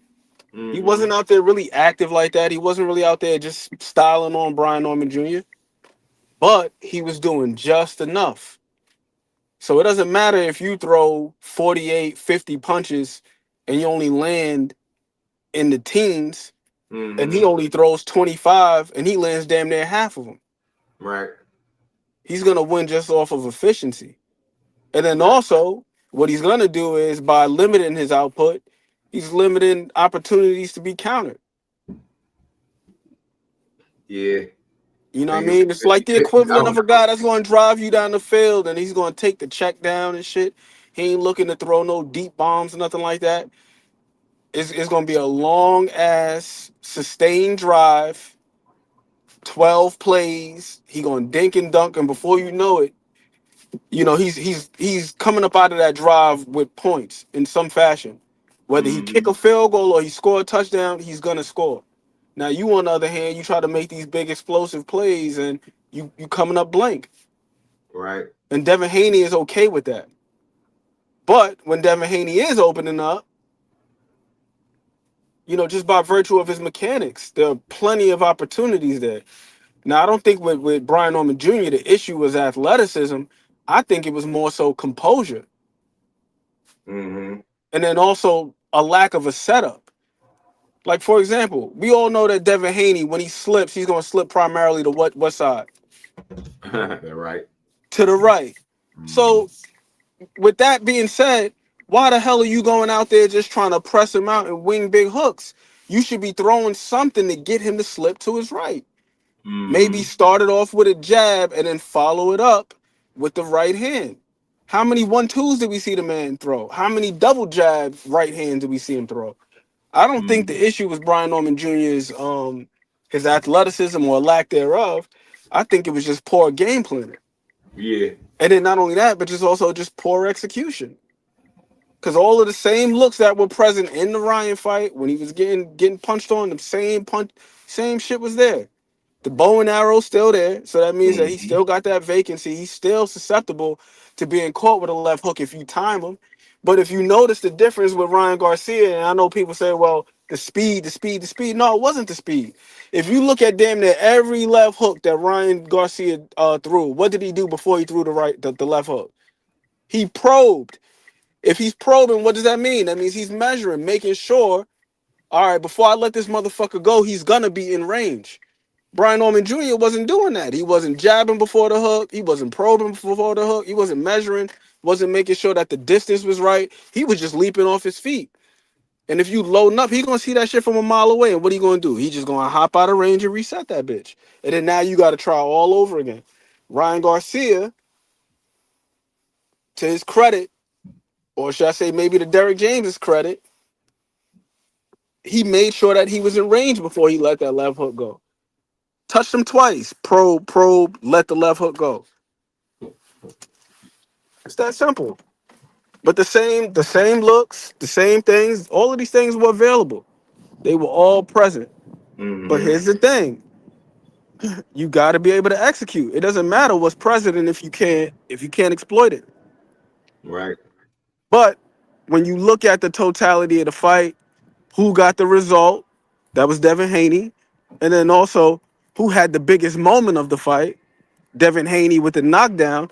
It just seems like, oh, nah, he just completely did this, that, and the third, and they were just levels apart. It's like, nah. One guy was more, what's the name?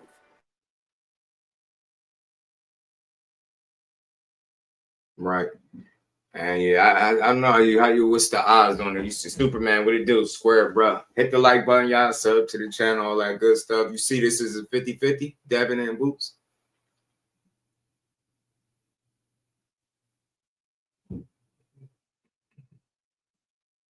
Because for me, man, I feel like 50-50 fights is just skill for skill. You're more comparable. Not saying that Boots is levels and light years above Devin, but I feel like fighting a guy as big as Boots physically strips Devin of the advantages that he's accustomed to having. You know what I'm saying? And I felt like that in this fight, but with Brian Norman, he proved me wrong.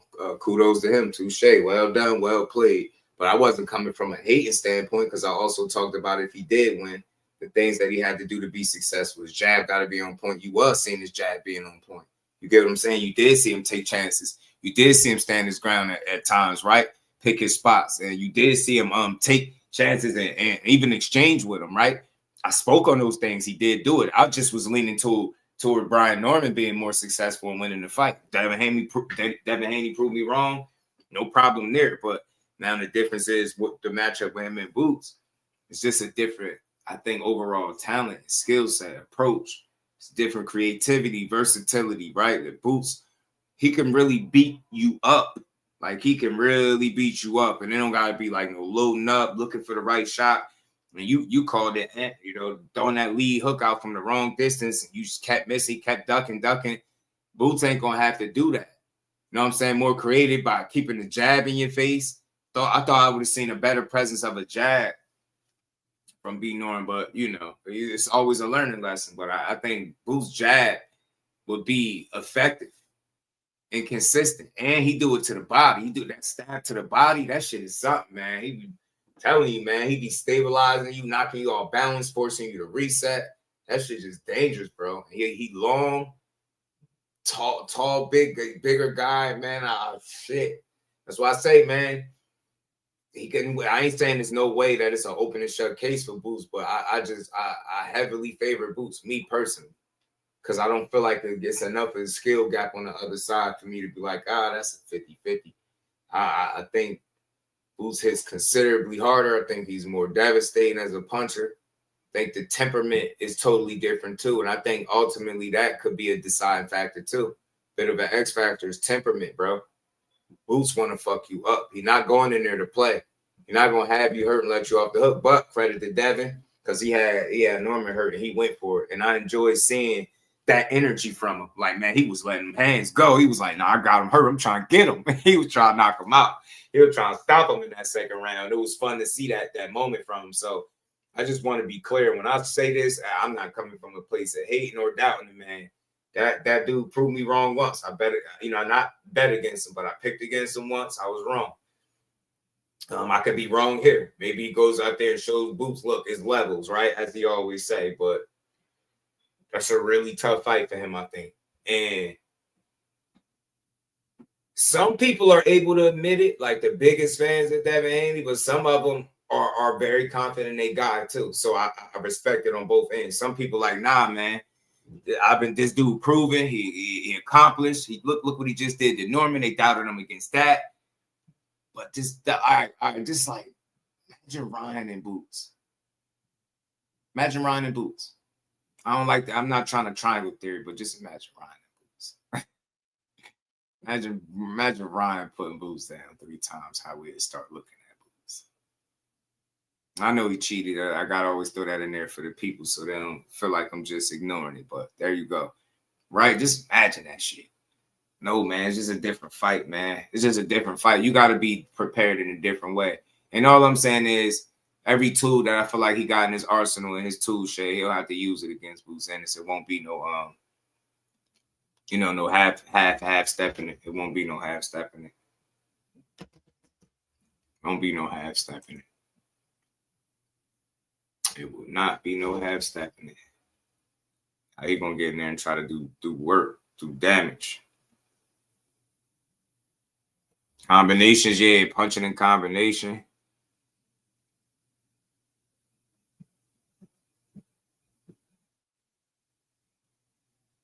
Yeah, I think Boots could pull it off. Devin can pull it off. Just got to be very I would say the margin is a little bit different for Boots though. Mm-hmm. T-Mac, what it do? That bow and arrow jab with no right guard and a flaw with it can set up traps. Yeah. Yeah, I feel like his flaws would be detrimental in that fight. Cornelius was good. Like, it's certain mistakes that you make that you just wouldn't need. It wouldn't be in your best interest to make it against Sharon Ennis, bro. I feel like he just got a multitude of ways to get you going. I do. And it's just a lot to deal with. We've seen it before. And I know people wrong. Well, Karen. All right. I keep talking about Karen, thinking everybody Karen and got the approach of Karen. Karen was very brave in areas where I'm not sure everybody would be that brave with Boots in front of him. So I could win the lottery. He just said, I literally think Dad would have to really stay on the outside all night and hope that worked, because he ain't even a longer guy in this state, in this situation, I don't believe either. So that'll be risky. You know what I mean? In and of itself, that'll be tricky. Crazy. That is crazy. It's crazy, man. It's a good fight, though. And shout out to Adams Boxing Show. I like his tweets, man. He put up real posts, real interactions, real engagement. So I believe Devin Haney versus Jerron Ennis, 154 at catch weight will be the next fight to cause the next Twitter or X war amongst fans. Two experienced fighters with the elite level talent that are the same age. Devin will probably feast on the weak welterweight division first, but this is the big headline U.S. fight that will make people leave the cookout early. Man, I like Adams Boxing thinking there, man. It could, man, because they'll be surprised to see this fight happen. There's some people that don't think Devin will ever go anywhere near Boots, but his dad claims they will. Devin said he will. They said they would have fought him, but at 47, not the catch weight. And maybe that opportunity to present itself down the line. Maybe so. You know what I'm saying? Maybe so. Can't wait for Boots versus Haney. Anthony was good. Shit, if we ever get it, I'd be surprised. But anything, I mean, we've seen anything. I guess I wouldn't really be all that surprised, right? Because we've seen everything in boxing. Seen a little bit of everything. Let's keep rolling, man. I wanted to play Bill Haney. He went on an interview with Ariel Awani the other day. And he has said some things that caught my attention for sure. They done found their tongue again at 47. Now they back calling guys out. They back calling certain names and speaking about certain names and fighting certain guys. Said, okay, Bill. Okay, you know what I'm saying? Beating B Norm got them brave, man. They like, yeah, we could beat everybody. Let's see though, G. Let's get to this though. I can't see it. Yeah, man. I think do Devin Haney got a chance? Absolutely. But I just think I lean towards Boots. And I could be wrong. I've been wrong before. Shit, Devin Haney could very well just prove me wrong again. Bill Haney, who is kind enough to join us right here. And now, yes, there he is. Hello, Bill. How are you? Hey, thank you for having me, man. Listen, it's always a pleasure when I come on here on the Ariel Hawani show. Well, I appreciate that. I was worried that you were ducking us because initially you were supposed to come in studio. I was looking forward to a face-to-face. Well, wait a minute now. You wanted me to come in here. I came in smooth. You mentioned the wrong word, duck. when it's in relation to Devin Haney. You see, I got the DHP on here. That's right. Ariel, who sent you? And I want you to ask the tough questions because we don't got a whole lot of time. Okay. And listen, I'm here representing Debo, and he's Deboing the entire. Hey, look, yo, I always say this, bro. I'm a supporter of that. Certain fights that I deem that are dangerous for a guy, he just proved me wrong. That he was able to win one of those fights that I deem dangerous. But the difference is with that other one, I'm not totally shocked by the outcome because he was able to show his separation and skill and utilize that experience that he gained fighting those fights against Brian Norman. He fought a smart fight, discipline.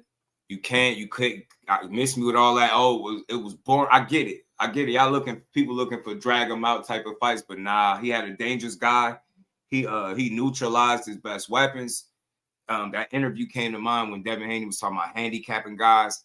That's something that I felt like he was able to do in that fight, and he showed it, man. I was like, it's one thing to knock somebody or to pick and think a guy gonna lose, and then they show you otherwise, and you still so much of a hater, or you just can't be honest with yourself. And I'm like, nah, that is a good performance right there. It missed me with all the, I'm not asking for pure boxers to knock guys out, but shit, the only knockdown in the fight came from him, and that shit was legit. They were saying flash knockdown. I thought that he sat down on them punches, man. Steph, what's good, bro? What's up, family? I'm good, man. I'm chilling. Happy Thursday. What's up, Ant? Good to see you. Always good to see you in the building. Eugene Haney runs the holds. Yeah, you might have to get timed out. I know. That's right. You know what? I don't even really care about the slick talk because y'all be soft for real in real life. That's why only no real man will ever come in somebody's chat and just talk crazy. Let me just put that out there. It's no in between. You pussy when you do that. I just want to let you know. But I love a good conversation because you show me the fights where Haney did all this running. I love this because he been deemed a runner. Shakur's the run. They the runners. Where these fights? Haney got about what, 31, 32 fights? Where's them fights that I can go to that shows me the runner that he is? I need to know this shit. I need to know. I really do, because I've watched the career. I can't find the fights that y'all be talking about he do all this running. The holding shit started with Cambosis. They put that weak-ass clinch counter. I get it. I'm not a fan of excessive clinching either, but I understand it. I understand what he was doing, and he beat that man ass. That was something he needed to get the job done, and he used it. Simple. But what is running shit? Who he be running from? Who's these guys? What fights? I'm telling you, I've never seen Devin Haney in the ring and running from somebody like running, scary. I haven't seen that, bro. Now, all right, Ramirez, that's the anomaly. Sit that shit to the side. But I'm talking about where the real fights at, bro, where he out there and he running. He didn't even run from Ryan, and he probably should have. You get what I'm saying? I just don't like false narratives against the fighters. You don't like them? Say that. I respect people more for saying, yo, I don't really like Devin Haney's style. He ain't my cup of tea, but don't put the narratives on him. He ain't running, just like they did when they said he was chinny. I think that's bullshit. Pillow fisted. The last two opponents I heard say that to him, he dropped both of them. Dead serious. You can't make this shit up. So I don't want to hear these narratives no more, man. If you don't like a guy how he fight, cool. But that guy ain't no runner, man. He didn't run. He didn't just run against Norman. That wasn't running. I don't even think they said it. They said jabbing and holding. They complained about the holding, but I think they both was doing some clinching, man. Looking at the fight, and I just went back and rewatched some of that shit, and it was on both ends. It wasn't just one way. You know what I'm saying? Both guys was doing some clinching. Man, I just hate that, bro. We gotta give credit where it's due. But let's get into some of this from Bill, man. See what Bill had to say. He entertaining, by the way, too.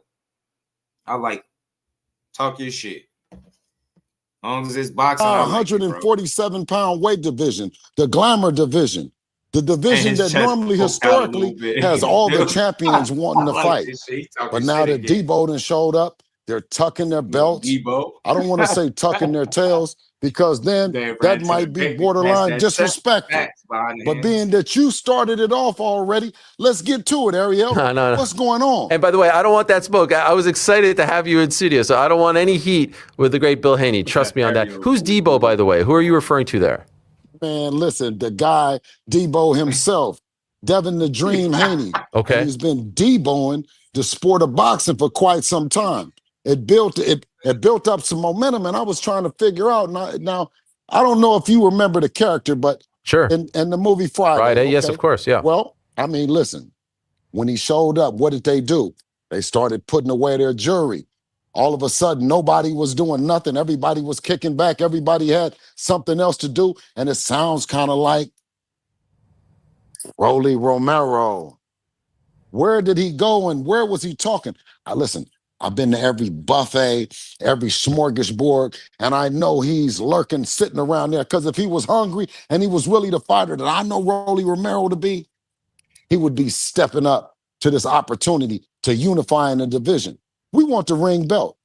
Listen, I got to go in there and tell you, we want the ring belt. We should have gotten it when we fought Brian Norman after that performance, and everybody was scared and they was quiet and they had bet against Dev. And guess what? Now they're even more quiet. What are they betting on now, Ariel? Okay, so there's so many people that we can respond to here. First, let me ask you about the performance against Brian. I mean, look, he listen, Bill Haney back talking shit. It's fun to me. I don't know about y'all, especially when it's all boxing. I love the little Debo Dev shit that he pushing. Look, I'm here for this shit. I like the fact that Dad proved me wrong. I told y'all in real time. Sometimes I like to be proven wrong because my thought was like, damn, from Ramirez to what he showed against Norman, I didn't know that was, I didn't say it wasn't possible, but I didn't think it was likely, right? I was thinking more like, you're going to have to gradually, use these fights to get back to Devin Haney. And to see you go out there, and again, this is why him and Bill, I give them credit because the fight had a lot of danger in it, but they do homework. These dudes, I said this before, man, they take calculated risks. And I mean that in a respectful manner. They're smart.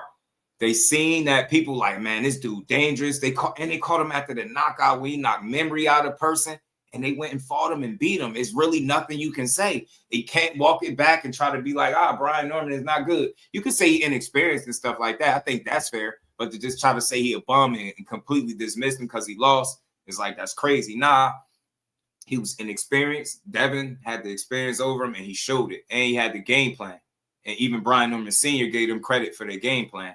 Said, man, hey, that shit worked. It even got Norman Sr. saying, yo, he beats Boots, So I think that's high praise, man. Respect to the Haneys, man. I'm glad he back talking shit.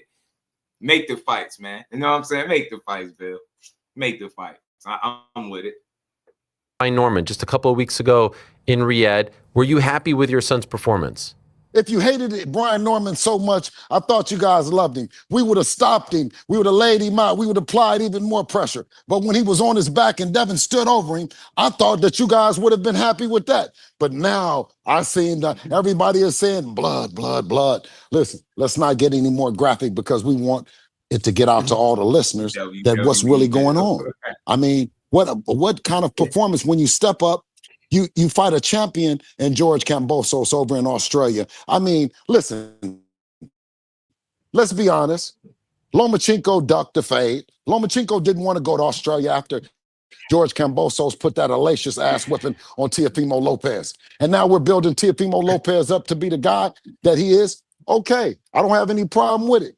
May him and Shakur fight for the 140-pound title. And whenever they get through, the 147-pound division is filled with a bunch of smoke, and it's Devin the Dream Haney, a.k.a. Debo. Now. Okay, let me ask you, when you're watching your son's fight, when you're living it, again, you're reliving it, you're watching it, you're enjoying the performance against Brian Norman, and I thought it was phenomenal, and I have great respect and admiration for your son, and they keep cutting to Conor Benn yawning and sleeping on Eddie Hearn's shoulders.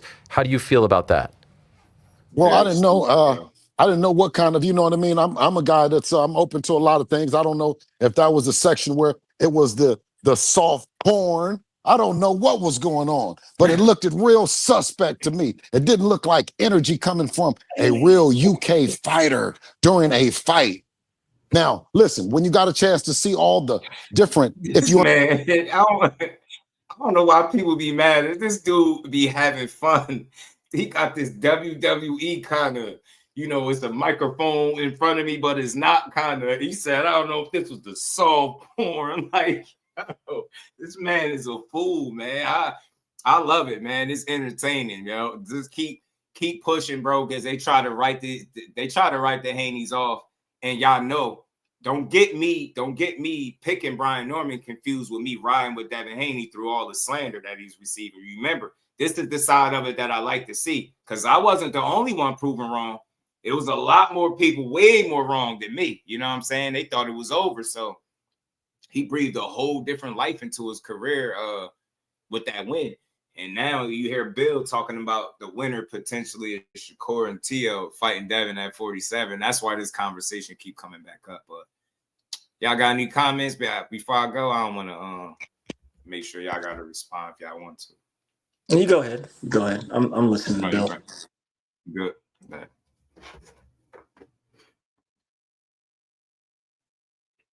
Understand pugilism, if you understand boxing, then you understand that Devin stood right in front of the guy. If you go back and look at it, you look and see who was doing the grabbing. Was it Devin or was it Brian Norman? Ariel, you tell me.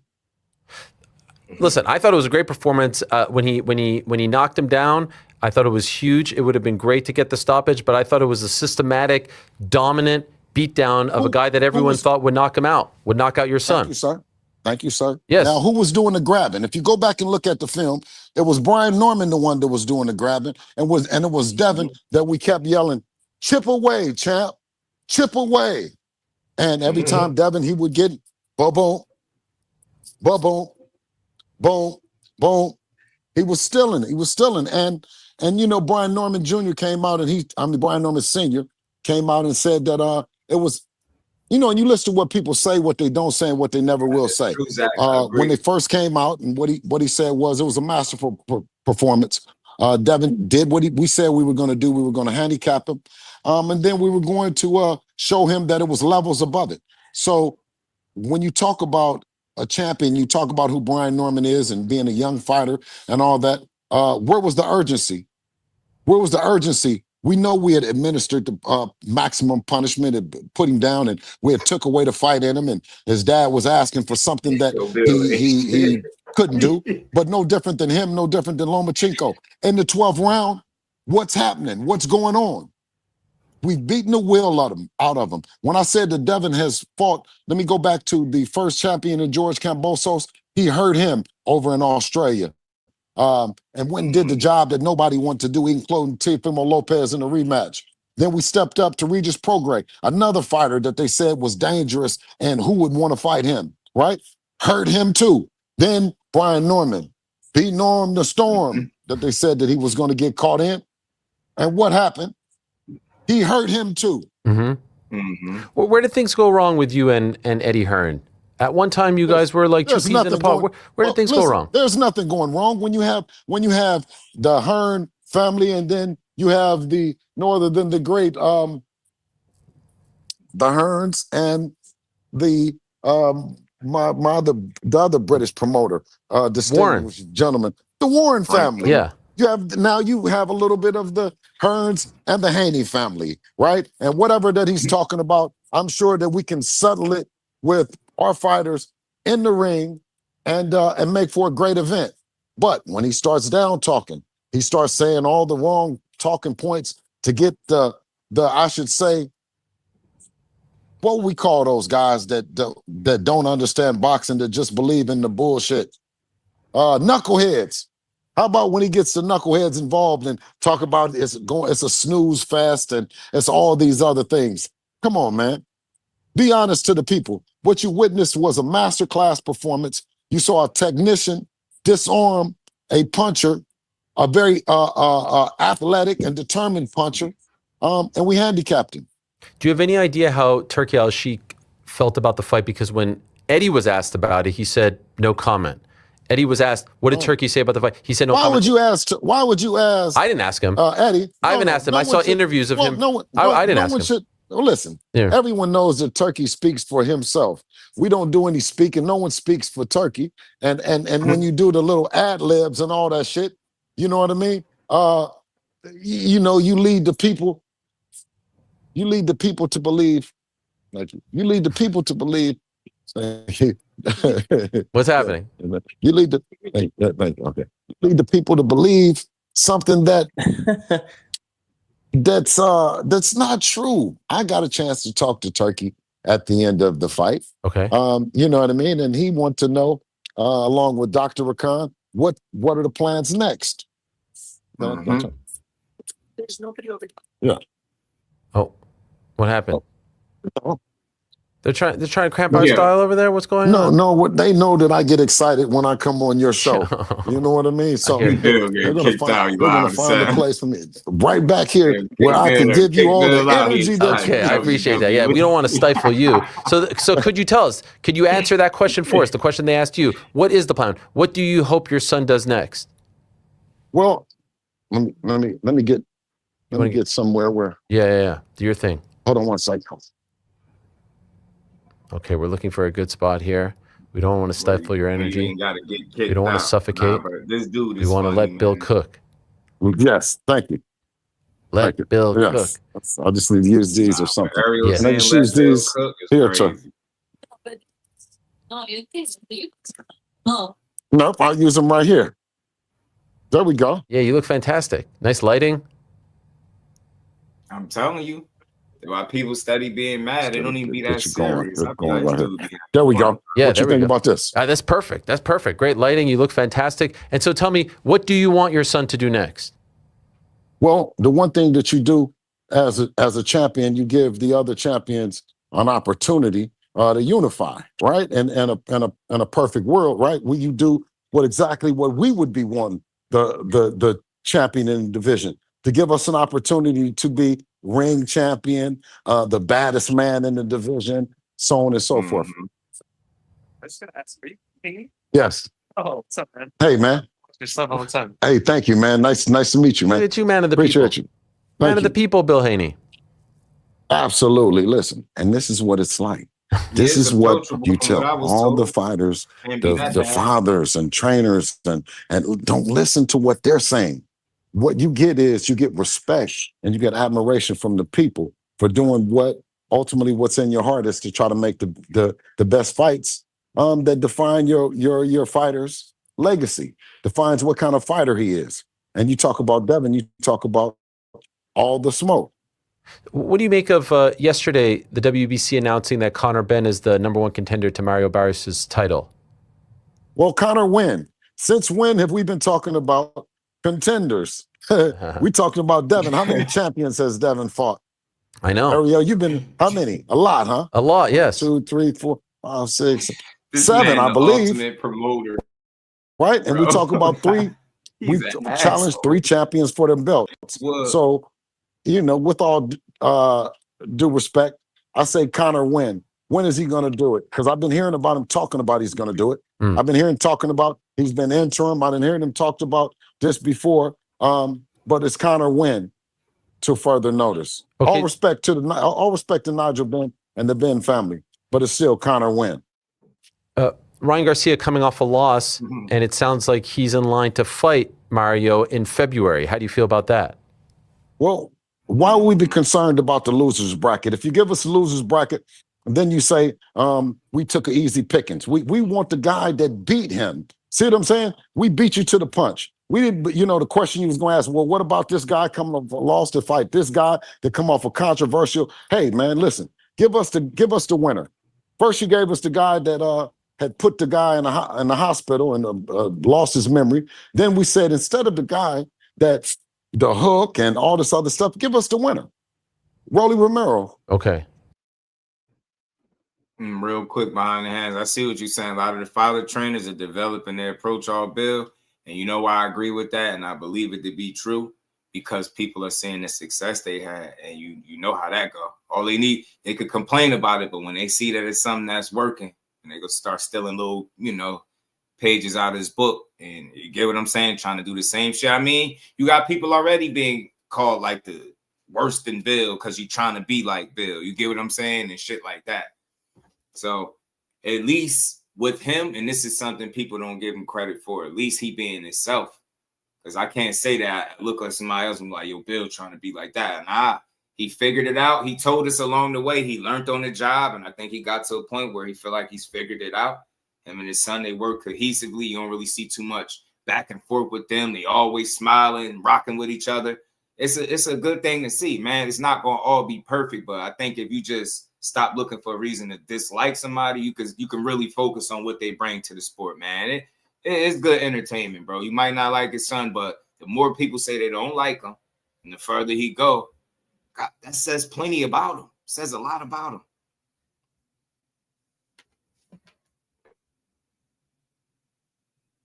That's so if it was up to you, Rolly Romero, when and where would be your ideal place for it and when? Well, tell him stop hiding like he's waiting on some money from Pacquiao and he's trying to do a fight with Pacquiao. It's not happening. Listen, you don't draw enough, you don't bring enough to the table for Pacquiao. Listen, and guess what, Floyd? I wouldn't get in your way. I hope that you and Pacquiao get together and do it again for the people. Do it again for the people as distinguished champions, promoters, men of boxing. Yeah, and then let us handle Rolly Romero. We're going to tighten him up. Okay. Can I ask you, Bill, a hot topic right now is Zuffa Boxing's entry into the world of boxing and some of the changes that they'd like to make to the Ali Act. As someone who has been in the game for a long time, how do you feel about this? Some of these changes, would you like to see them happen? Would you like to see this bill passed? Or do you think the Ali Act is just fine as it is? Well, I mean, listen, I believe in free enterprise. I believe in a family working hard and being able to determine their future. And that's what I represent. This management, whether you're going to be able to be the manager and you're going to be able to be the promoter. I don't know if that's the one issue in there that you're discussing, but I think there's several issues in there, and you're not asking me enough, and I'm not versed enough in it to really give a real opinion. I know that boxing right now, for us, and what we represent for other families, you know what I mean? They can't stop. They can't stop you, man. Shout out to Zuffa Boxing and everything that they're gonna come in the game and do. We've watched, Showtime. We've watched HBO. We got Matchroom. We got DAZN. You have Turkey Al-Sheikh coming. So new players in the game brings new life to the business. So I'm all for it. But Dana White has said that he does not want to mess with the WBC title, IBF. He wants his own title and the ring title. They'll recognize that one. Well, Debo is coming to get that one too. Okay. So Debo is in, you listen, you make it a title and you make it a title of significance that the people value and the people say it's something, and Debo is coming to get it. He wants to come get the WBC, the WBC, the WBA, the IBF, and the ring. But right now, we got our eyes set on Rolly Romero and that ring belt and that WBA that he's holding on tight to.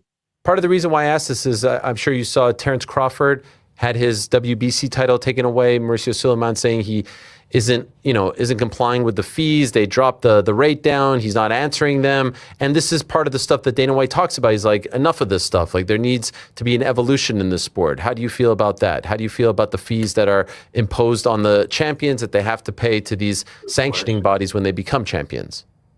Seems like we've been paying the fees for so long that it's just a part of boxing. It's a part of what we've learned to our path to the Mount Rushmore of boxing.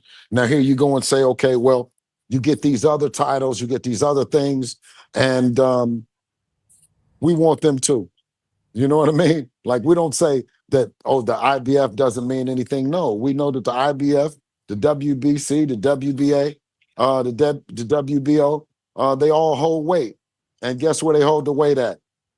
At the Haneys house. And we're ready to bring them all in. And if you want to start a new one up, if it's the Zuffa belt and whatever other belt that we're going to bring, we'll take that too. Just this week, Bill, Subriel Matias, Janabek, PED violations. You lived through the Ryan Garcia situation. Is there, and that's just one of many, is there a PED problem in boxing in your opinion? Well, it wasn't a PED problem just a year ago. You know what I mean? We weren't asking those questions. So now I'm here I don't want to talk about the PEDs. I don't want to go down there. I want to stay focused with becoming a lineal champion. That's fair. I'm just saying your son was a victim of this, right? Your son was hurt by this, and we're seeing a lot of names pop up that are getting caught, that are getting slapped on the wrist, that are getting fined suspensions, etc. And so, again, as someone who is well respected and has been around for a very long time, do you feel like there needs to be stricter drug testing? Do you think that there needs to be more of a violation attached to these failures, hoping that people don't continue to do this? Because as you know, boxing is not a game. You can die in there. It's a very serious sport. Well, I mean, that's something that if you go back and you take a look at some of the things that I've been saying for the past year, you know what I mean? Then you got the information. But right now, let's stay focused. Okay. That Debo is a 3-division champion. And I want to ask, more importantly, if the fight doesn't happen with him and Rolly, where does that put Rolly, and how do you feel about Rolly and fighters that are taking that position in boxing? Come on, talk to him, Ariel. I want to hear how you feel. Well, I have to be honest. The Rolly fight is a good one because of the belt that he holds. I don't necessarily think that it's the highest profile one. Do you know what I mean? There are other names that we've discussed here that I would love to see your son fight against. I'd love to see him fight. Well, yes. Well, we have to take one or the other. Either we take the Tank Davis approach and we go high profile, and high profile means it, or we take the Devin Haney route and say legacy reigns supreme. Sure. Now, which one you want to go? But you cannot split your pants on the Ariel Hawani show. Let's go with to stand on business. Let's go with the former, because at the end of the day, you can't go to the bank and deposit legacy. Okay. Well, listen. For us, legacy, it reigns supreme. Legacy is what got us here. Legacy is what continues to pay you and what you've done in the sport, right? We know that there's the line is around the corner to fight an 8-division champion and Manny Pacquiao, a several division champion and Floyd Mayweather, Mike Tyson, youngest champion. So you can't tell me that the money doesn't come from the legacy. That's true. Listen, no. But you did a great job in trying to spin the narrative with a guy. With a guy that's heavily connected to the legacy fighters, the fighters on the Mount Rushmore boxing, the fighters that have really done it and accomplished the shit. And it didn't matter who had the belt. Guess what? They was coming to get it if he was the real deal. You told me I couldn't split the pants, so I had to pick one or the other. So I picked the legacy over. I'm sorry, I picked the prize fights, the big time fights over the legacy fights. Well, listen, I mean, you got a chance to do it, and then you have to stand on it. You stay over there, and where listen, at the end of the day, no one will necessarily remember the money part of it. I don't think my grandkids, you know what I mean, says, well, granddaddy had a bunch of money. You know what I mean? I don't think that lasts as long as that you compete. You compete fairly. You know what I mean? And that's what's going to last. What about Jack Catterall? He was saying that he wanted to fight your son. Jack who? Catterall. What did Jack? What did he do? What does he have? You know, he had a big win a couple of weeks ago on the undercard of the Conor Benn Chris Eubank fight. He's been in the game a while. He fought Regis Prograis not that long ago. He's had some fights. He's had some battles. Popular guy, trains with Boots Ennis's camp now. Okay, I have to look into him. You're not familiar. Okay, what about Lewis Crocker, the IBF champ? Hey, I've heard about him. Okay. How about that? How about him? How about that? A tough guy out of Belfast. Yes. Listen, and we've always wanted to mix it up with a guy from Ireland, right? They say that there's tough guys. The Fighting Irish. Ireland, right? Yeah. The Fighting Irish, you dig? So what better guy to take a good look at as a guy from Ireland that holds the belt? So yeah, for sure. I'm very familiar with him. Do you think there's any chance in 2026, Bill, we see Haney Garcia too?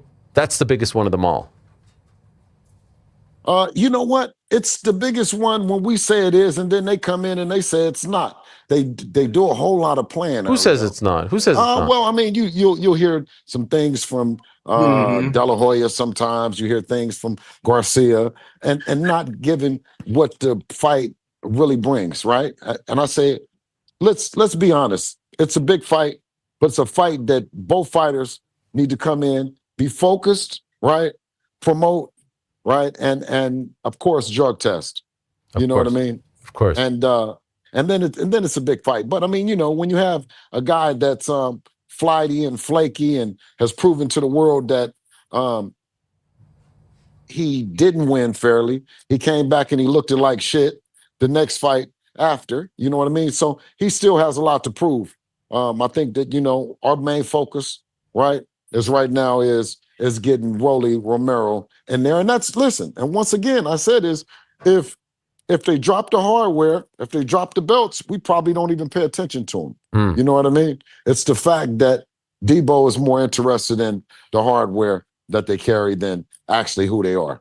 I'll let you go in a moment, but I'm just wondering, Bill, what is it going to take for your son to finally get the respect that he deserves? You look at the resume, 3-division champion now. He's beat a who's who. He's gone, enemy territory. He's done the job, undefeated, all that stuff. Why does it still feel like he doesn't get the respect that he deserves, especially at his age as well? Well, respect is for those that are finished. You see, respect came with I was surprised he said that, but he just be having fun. Look, y'all joking about the Rolly fight. Rolly a champion. Like, that's where people just want to complain. I don't care if you don't think he's a good champion. Well, maybe that's why somebody need to go over there and take that shit up off his arm. He got a belt around his waist. Somebody need to go get it up off him. And if it's Devin or anybody else, I'm cool with it. Rolly is like a roach. He found a way to be relevant. When you write him off, he's still here. He got knocked out by Tank. We thought it was over. He's like, you laughed at him, seen him on the way to the locker room, holding his dad, holding him up. Then you seen, Pitbull Cruz rattle his brain. The dude told everybody Happy Easter. We really thought it was over. But nope, he found a way. He beat Ryan up. That's what people don't think. And momentum matters in sports. Say what you want about Ryan. Ryan was coming off the Devin shit. Got there. I mean, I think he had the injury, came back, he got beat up, but still it was a big win for Rolly. So that's what you're dealing with. You're dealing with that Rolly, the Rolly that beat Ryan. And damn near everybody, not everybody, but damn near everybody had Rolly getting knocked out by Ryan. And then when he didn't do it, you get what I'm saying? He one of those guys, I've been saying this for the longest. You can call him trash if you want, but you got to put context to it. He picked up boxing late. That dude is an overachiever. I'm telling you he is. Rolly, if you really watch him, is he trash? I don't think he trash. I don't really like to do that with fighters. I think his levels, I can say that respectfully, and I think he was doing shit wrong for years and nobody was correcting him. You get what I'm saying? You got with a different trainer. Shit, I don't know. Shit looking a little different for him. Rolly looking more patient. I know you can't tell me that you had him beating Ryan, especially the way he did it. He neutralized the left hand.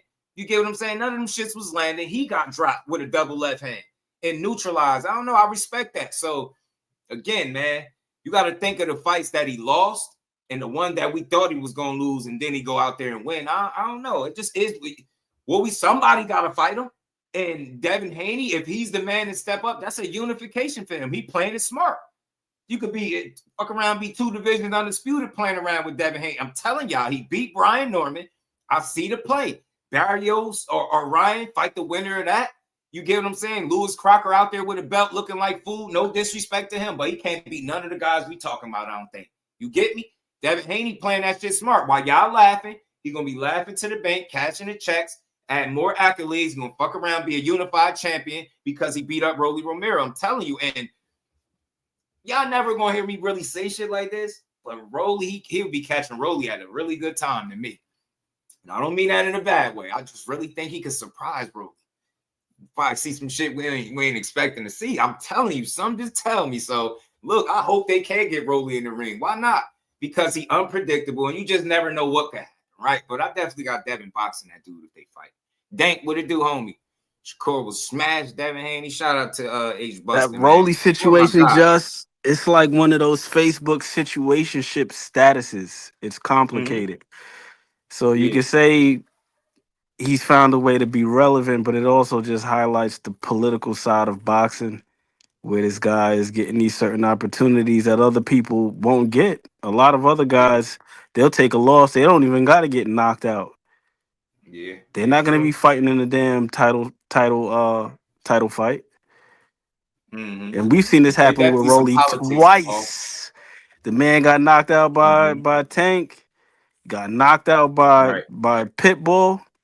Damn near got knocked out by Big Watch, and his ass woke up in a damn title fight against Ryan Garcia. That fight wasn't even supposed to be a title fight, but then the WBA, they probably saw them dollar signs. It was like, ooh. Right. So then now we're going to turn this into this. And then also, I'm pretty sure that they anticipated the vacancy that would be present in Boots' absence, because when they made that fight, because you know how that rule is, in order to be the super champion, this is how it's supposed to be. You're supposed to have 2 titles. You're supposed to have the WBA regular and another one. So then by virtue of that, it leaves a vacancy for the regular. Mm-hmm. So then now this guy literally just waltzed into a damn title fight that wasn't supposed to be a title fight. So it's tricky. It's convoluted, man. Yeah, And that's what a good team is supposed to do. A good team is supposed to put you in the best situations possible. It's not for us to like these things. It's not for us to say whether or not he deserves it or whether or not these opportunities are coming with merit. You know what's that funny? Shit don't matter. Politics like affected him in 2 different ways, right? On one, it saved him from a fight that it looked like he was going to lose, right? And then they put him in a fight that it looked like he was supposed to lose, right? And he went. Get what I'm saying? So he was supposed to lose against Big Watch. They bailed him out there. I feel like that was politics. Yep. That was the PBC. I don't even want to put them out, but you know what that was, bro. That old man. Because who wants an old ass 40-something-year-old champion from where's he from? Venezuela. This dude could hardly speak English. You need somebody marketable because 3% of the purse, that's what matters. You want the big 3%. You don't want a little 3% off a Big Watch. You need a guy that can go out there, talk cash shit, and deliver. So it just is what it is. We seeing it right now with Bud, right? The WBC situation. Mauricio talking about he want that little extra umph. Everybody else was cool with the tribute that Bud kicked out, but Mauricio's like, nah, we need that extra bread on top, and we try to take care of the fighters. And you pulled out the stat that only $17,000 were allocated to helping fighters. That's so crazy. What the hell is Mauricio talking about? To 10 million though. To 10 million in them couple years. That's not even close. That math ain't math at all, man. And I'm all for, seeing guys get help. But just like Andre Ward was saying, like we should be able to know where, or they should I say, I ain't the fighter. They should be able to know where that money going. Blaze was good with it. They helped Rolly out against old man Barroso. Barroso ended up getting knocked out by somebody in the defense of one team, Haney, it is not Devin's responsibility. It ain't Bill's responsibility to make sure that the guy who's holding the belt that they're going to alleviate upset belt has merit. That is not their responsibility. Hey, the man was a champion. We whoop his ass. Now we're unified. That's it. And that's smart business. Right. WBC trying to recoup. I'm trying to tell you, Buzz stirred it up, man. Got them to ordering. They scrambling, ordering fights left and right. They're going to orders. They're going to get a unification. They're going to order it. And then Rolly ain't got no choice. They need to order that too while you at it. Since we just ordering fights. Behind the ass was good, bro. What's the deal? Emma Queen, my dog. That's my dog. Oh, I forgot to say what's up to Steph too, man. Hey, the reality and big appreciation for my man Steph Brown. Shout out to Steph. And the reality is they come the way they doing that, Bud, is because the amount of money they're gonna lose from not having Canelo as the champion. Ain't nobody saying this, but if Canelo is paying 3%, we know what it looked like. And that's Bud.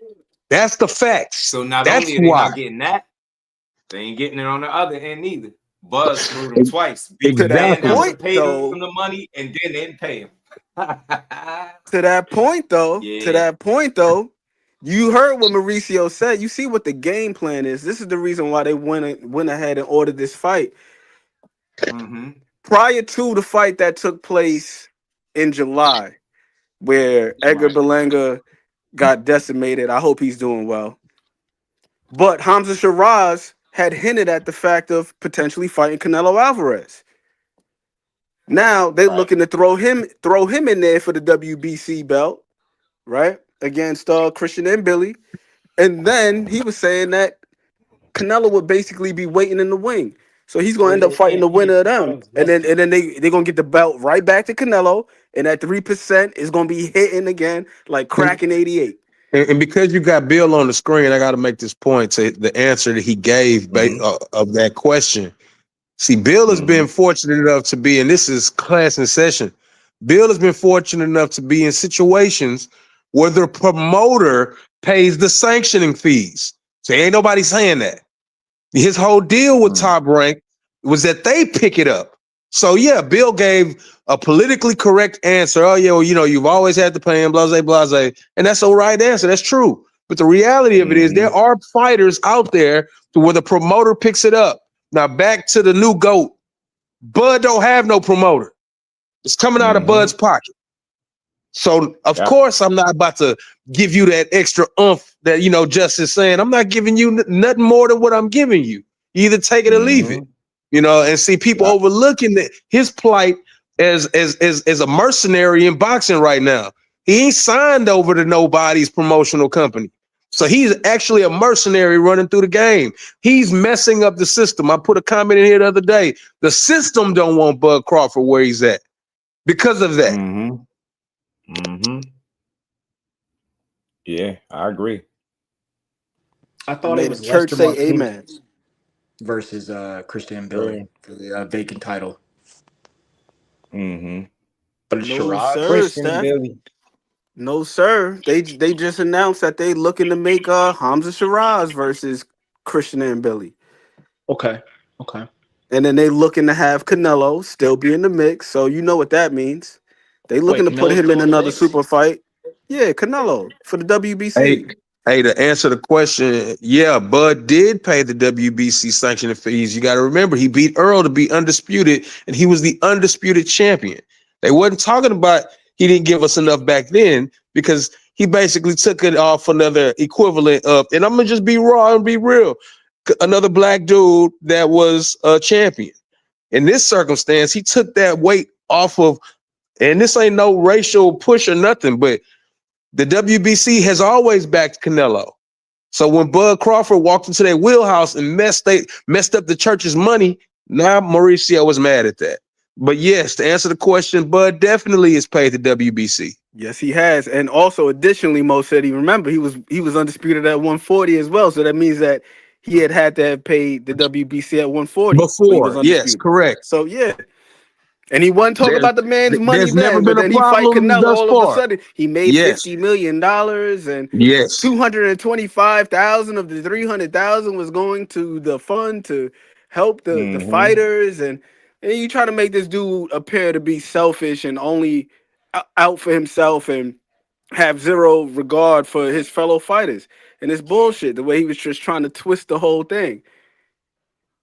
And sadly, and I hate that we got to do this, but we got to do it because he is the front man. Mauricio is not the belt.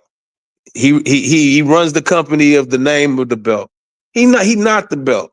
And I think somewhere along the lines of him being wealthy and wanting the spotlight and trying to be further out than the rest of the other sanctioning bodies, he messed up. And I think, in my opinion, that was a bad move to go at a fighter, especially the fighter that's leading the game right now. That was a horrible move because what he's doing is pushing people into thinking more, and you don't want people out here thinking. Right. Did you hear Mauricio talking about him supposed to be trying to block him from fighting any other champion or something like that? Of course. That's what I'm saying. The way he going at Bud is silly. It's bad. It's a bad idea. Yeah, you're not supposed to fight. You're not supposed to find a bunch of fighters that don't respect Bud. That just don't happen. Right. Let me ask you, gentlemen, this though: does Bud necessarily need all the belts at 168 pounds? He don't need none of them belts because he ain't even gonna be at 168 pounds. Nope. That's what I figured. Right. So it wasn't a big so deal. why not just drop him? Yeah, I mean, but see, a lot of people stretch the term stripped. My boy, shout out to Roja in the comments. He's talking about the WBC gonna strip Roach. They supposed to. He 2 weight classes from that belt. Of course. WBA. WBA, that's right. They're supposed to strip him. That's the way the game is supposed to go. But that right there is the right move. I even if y'all heard Bud's monologue he gave the other day, he didn't slight the last time he got stripped because he understood how it works. He wasn't hating on being stripped. That's not a problem. And see, people keep saying stripped. Really, what it is as a fighter, he dropped the belt without you knowing. That's the truth. It ain't got nothing to do with being stripped. You know what I'm saying? When somebody moved weight classes away from wherever they were, they clearly aren't trying to defend it. You know what I'm saying? But they like to say stripped because it belittles the fighter. It makes him look crazy. Yeah. It's that they ordered and Billy and Shiraz. They're not gonna say that Bud didn't care about keeping the belts. They're not gonna say that. They're gonna say we stripped it. Yeah. Mike Kirkland, what's going on, bro? How you feeling? That's like me leaving a watch outside that I don't want, and then somebody pick it up, and later on, everybody telling you that they robbed me. Right. You don't pay the fee, you get stripped, but he obviously didn't care. And this is the thing. Let's make sure we saying the right shit based off what Bud said. He did pay the fee. He paid the fee, but then he said he wanted more. Said everybody else was cool with what they got. He said Mauricio ass talking about he think he better than everybody else. He want more. He's like, ain't giving him nothing. Slap yourself. I love that energy. Facts. Y'all better go play with somebody else. Because the other organizations didn't come out and complain. Those other organizations didn't come out and complain about this man not paying them. And as bro already alluded to before, he's paid them over the years. It was never a complaint. Now all of a sudden the man gets in speculation his highest career payday, and you want some extra on top of it. And then also being stripped or being alleviated of your title because you don't have the intention of defending it, and being alleviated of your title because these people are trying to extort you are two different things. That shit is basically legal extortion. That's what if they you are. already got a set fee, hey, you get this much, but you trying to get something extra on top, that's extortion. Until fighters have some type of response of kickback that they get from these sanctioning fees, it is extortion. Right. That's like me going to McDonald's and I ate food there before, so I got to pay them. Shout out to Don being a member for 24 months. My God. 2 years, man. And as he's expressed, Bud Crawford, you got the one title, the Ring Magazine, which is free. And then not only that, but it's actually worth substantial money. That shit is real gold. It's worth over $180,000. Right. Yeah. Worst come to worst, you could cash that in. Yeah, if you ever face some financial hardship, be right back on your feet. Asking about why the ring belt is significant, but I guess it's depending on who you talking to. I heard Andre Ward say the very same shit Bud said, and one of the reasons that they like the ring belt is free. You know what I'm saying? No sanction fees.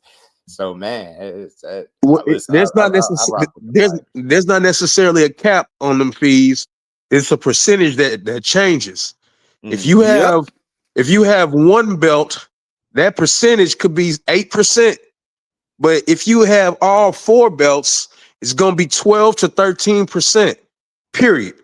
Right. Now, what Mauricio is doing should be clearly noted as illegal. Period. Right. And as far as collecting sanctioning fees, that's one contribution to how these sanctioning body companies make money. Right, Mo? Correct. Bud even said, y'all take this money and then go have a good time in Vegas, or however he put it. That's what they do.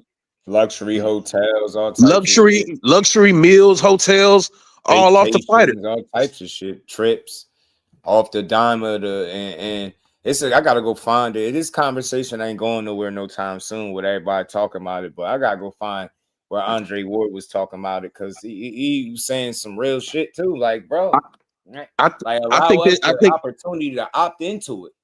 And then, I think the conversation because I'm all about helping fighters, get help and shit like that. But Y'all telling us we just do it. We got to do it. Like it's no choice. Just do it or else. Just the conversation is gonna go somewhere sometime soon, bro. It is gonna go somewhere. You know why? Ariel just asked Bill what he thought about that Muhammad Ali Act change, and Bill politically answered that he kind of ducked it the right way. The reality of it is that's what they doing over there at the Dana White show. It's gonna go somewhere. There won't be sanctioning fees. So you know what I'm saying over there, but that's just one place. You know what I'm saying? But I'm just saying, inevitably, they gonna push that to another direction eventually. You cannot keep moving like Mauricio as a sanctioning body and think it's gonna keep lasting. It won't, bro. 3%. Yeah, that was 3%. He said 0.6%.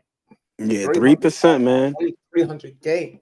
And as bro was saying, it goes by the number of belts you have and the percentage of your purse, whatever your purse is. I remember reading an article about Anthony Joshua defending his titles versus Joseph Parker.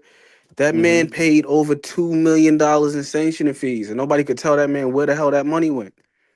Right. I was reading an article about that in the Sun UK. That was a big deal out there. So it's like, where the hell is that $2 million going? Would it be a great idea is if they have some type of a cap of where they can max out at what they're taking throughout a course of a year. And what I mean by that is if you have 20 WBC title fights, that's X amount of money that you're gonna get, period. You could take the lowest guy's pay and then and multiply that times 20. That's a lot of money on the year. But there is no limit to, I mean, you got 18 different belts, and let's just say it could change hands 2 or 3 times a year. That's a lot of money. And that's just one sanctioning body. If they start to find a way to regulate what they're able to take throughout the course of a year, it would change. Right. Shout out to Ramon Mag 7. What's good?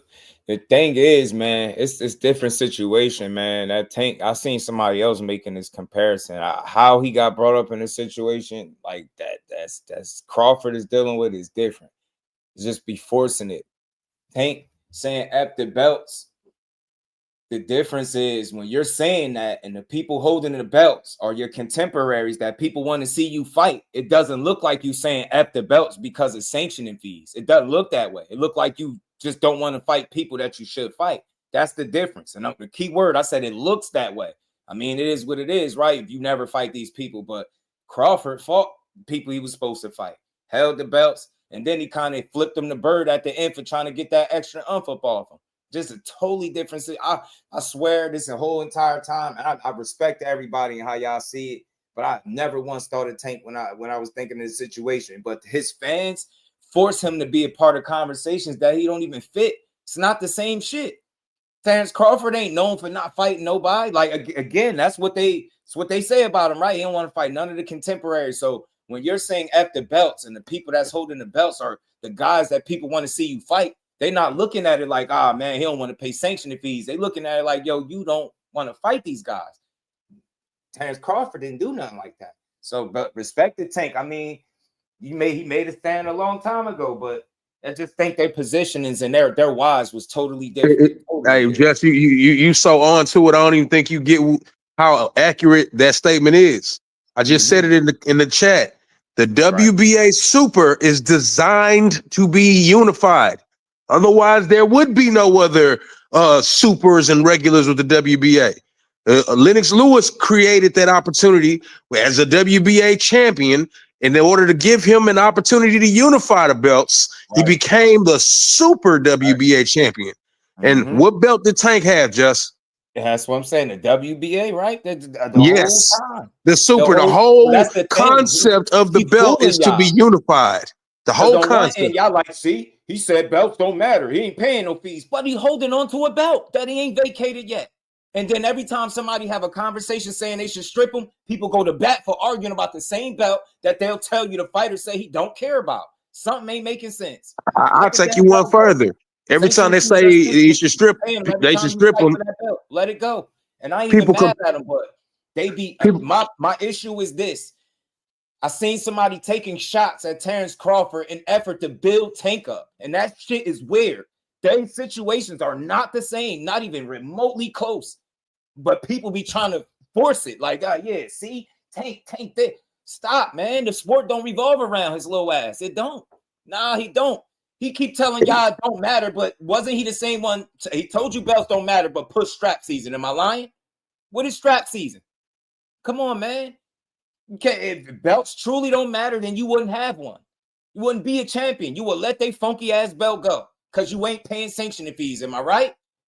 But then think about it. He like, nah, but it's a bigger percentage when it's more belts. That's the game. That's the fucking game. Because if the better fighters are the ones with the belts and you conveniently saying, oh, I ain't paying no more sanction fees, so I ain't F the belts. I ain't fighting for them.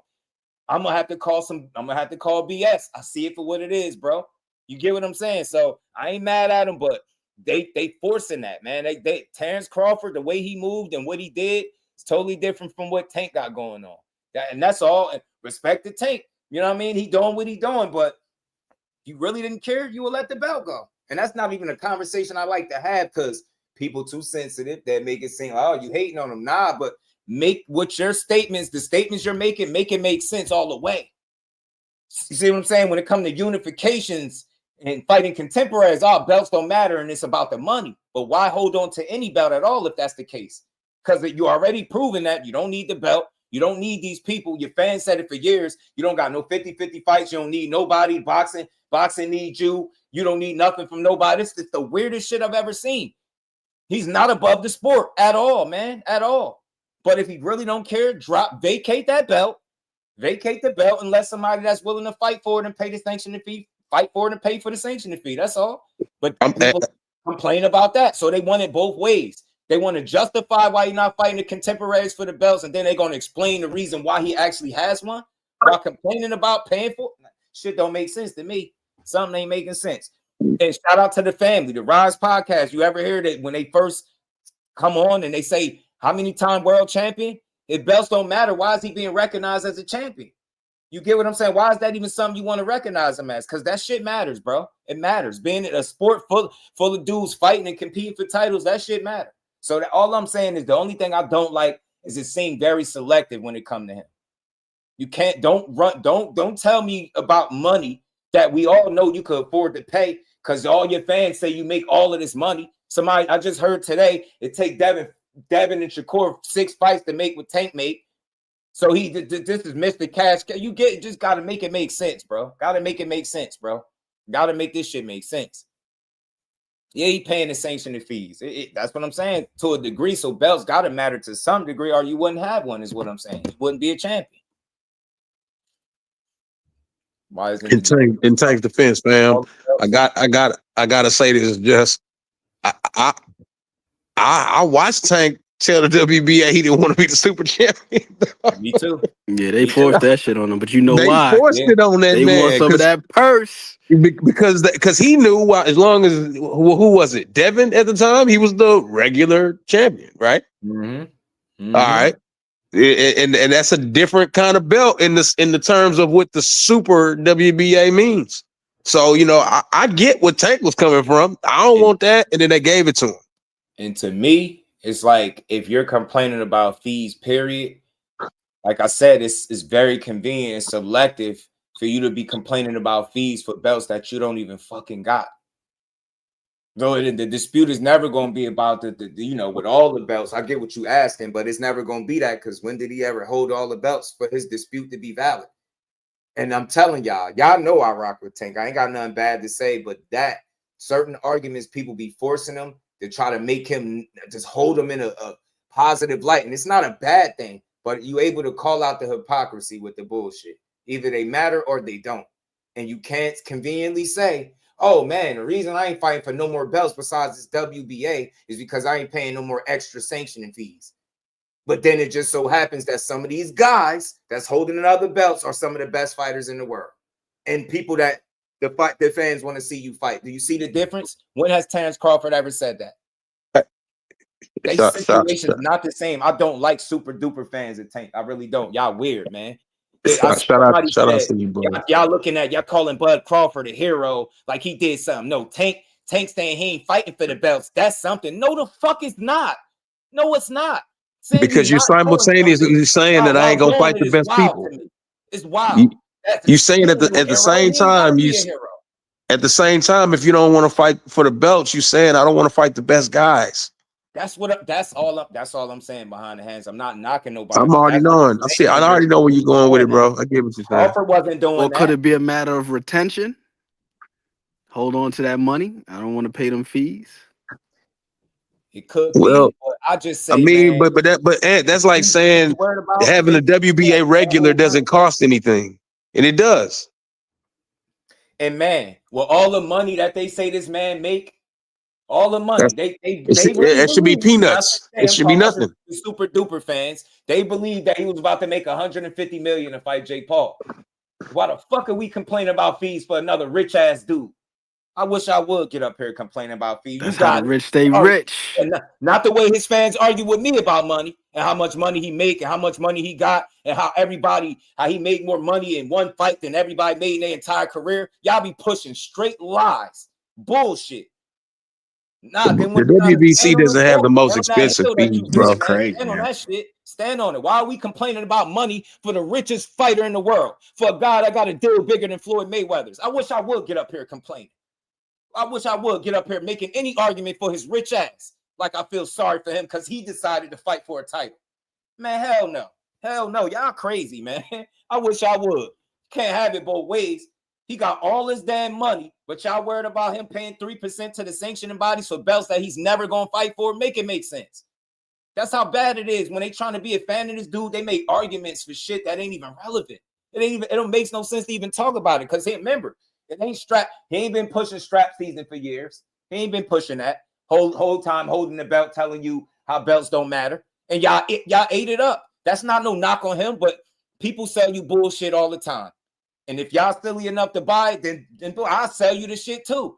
If I can convince you that belts don't matter the whole time while holding the belt for years, and y'all arguing all across YouTube. Man got a belt on his waist every time when they announce him. They announce him how many times champion over, how many divisions. Make it make sense. That's how they recognize him. If that shit didn't matter, they'd just say Gervonta Tank Davis. That's it. That's it. We don't even know what belts he had, what weight classes he won them in. We don't need to know none of this. How many times over? None of that. That's what I'm saying. Belts matter to a degree, bro. It's not the end all be all, but it's to each his own. But again, people act like he was like I don't know, doing boxing a favor by saying that. But y'all bought the bullshit. I'm sorry. I'm not buying that. If the best fighters are in the world holding belts and you conveniently saying, belts don't matter, I'm sorry. I gotta be reasonable to think like, man, that don't look right. That don't look right. That's not a good sign. Hey, just if make these fights then. If we give him all the praise Bud no had responsibility. I've never seen shit like that in my life. We'll overpraise the guy, and then when it comes time to be responsible like that or be accountable like any other of these fighters, it's like, nah, that shit, hell nah. If Bud Crawford would have said, I'm not fighting Arrow because the fees are too high, they would have drugged that nigga, bro. Oh my God, man. And y'all know what we getting at. PBC and Top Rank all over again. Y'all know what we getting at. Come on, man. They would have drugged him, dog. Man, y'all done went crazy. They already did. And let me throw myself out there, too. I was talking that bullshit about Bud Crawford, too. But in real time, I caught myself. I had to check my damn self and was like, hold on, man. I can't be pushing same shit y'all pushing. I had to reassess the way I look at this dude. And from then on, it been totally different. I see shit a much different way, bro. I ain't trying to hear it, bro. Y'all make the wrong arguments for that man. I swear to God, y'all do. Y'all still talking about he the face of boxing and he's saying he not. Make it make sense. If you willing to argue some shit that the fighter is like, bro, I don't even want that. His fan, it's only one face of boxing. I'm like, no one person carries the sport. I want to let y'all know. I don't give a damn how big their name is. Not one person just carry the sport. No one fighter is bigger than the sport, bro. Not one.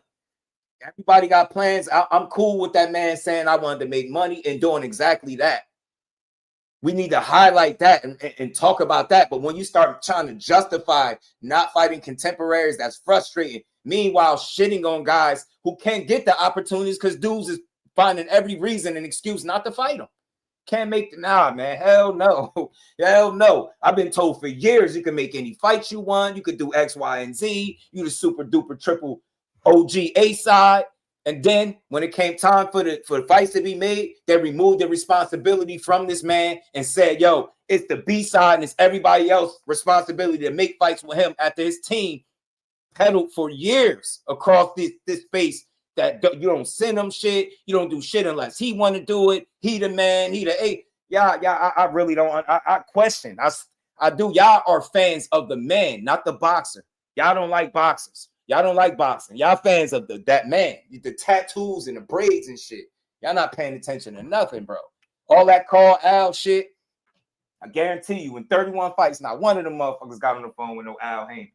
Shit was something else that they pushed that was whack. I hated that. They ain't even Tank call Al. Ain't nobody calling no damn Al. Y'all don't even see Al. How could you even feel comfortable saying that? Somebody you don't even see. Somebody that they say not even making the decisions right now. But they go call him. Nobody getting on no damn phone with Al Heyman. And that's just to the people that's taking shots. That's to the fans. Not Tank, do your thing. But the fans are some idiots, man. You willing to knock down Bud off his pedestal that he rose to, right? To prop your guy up on a level where he don't belong.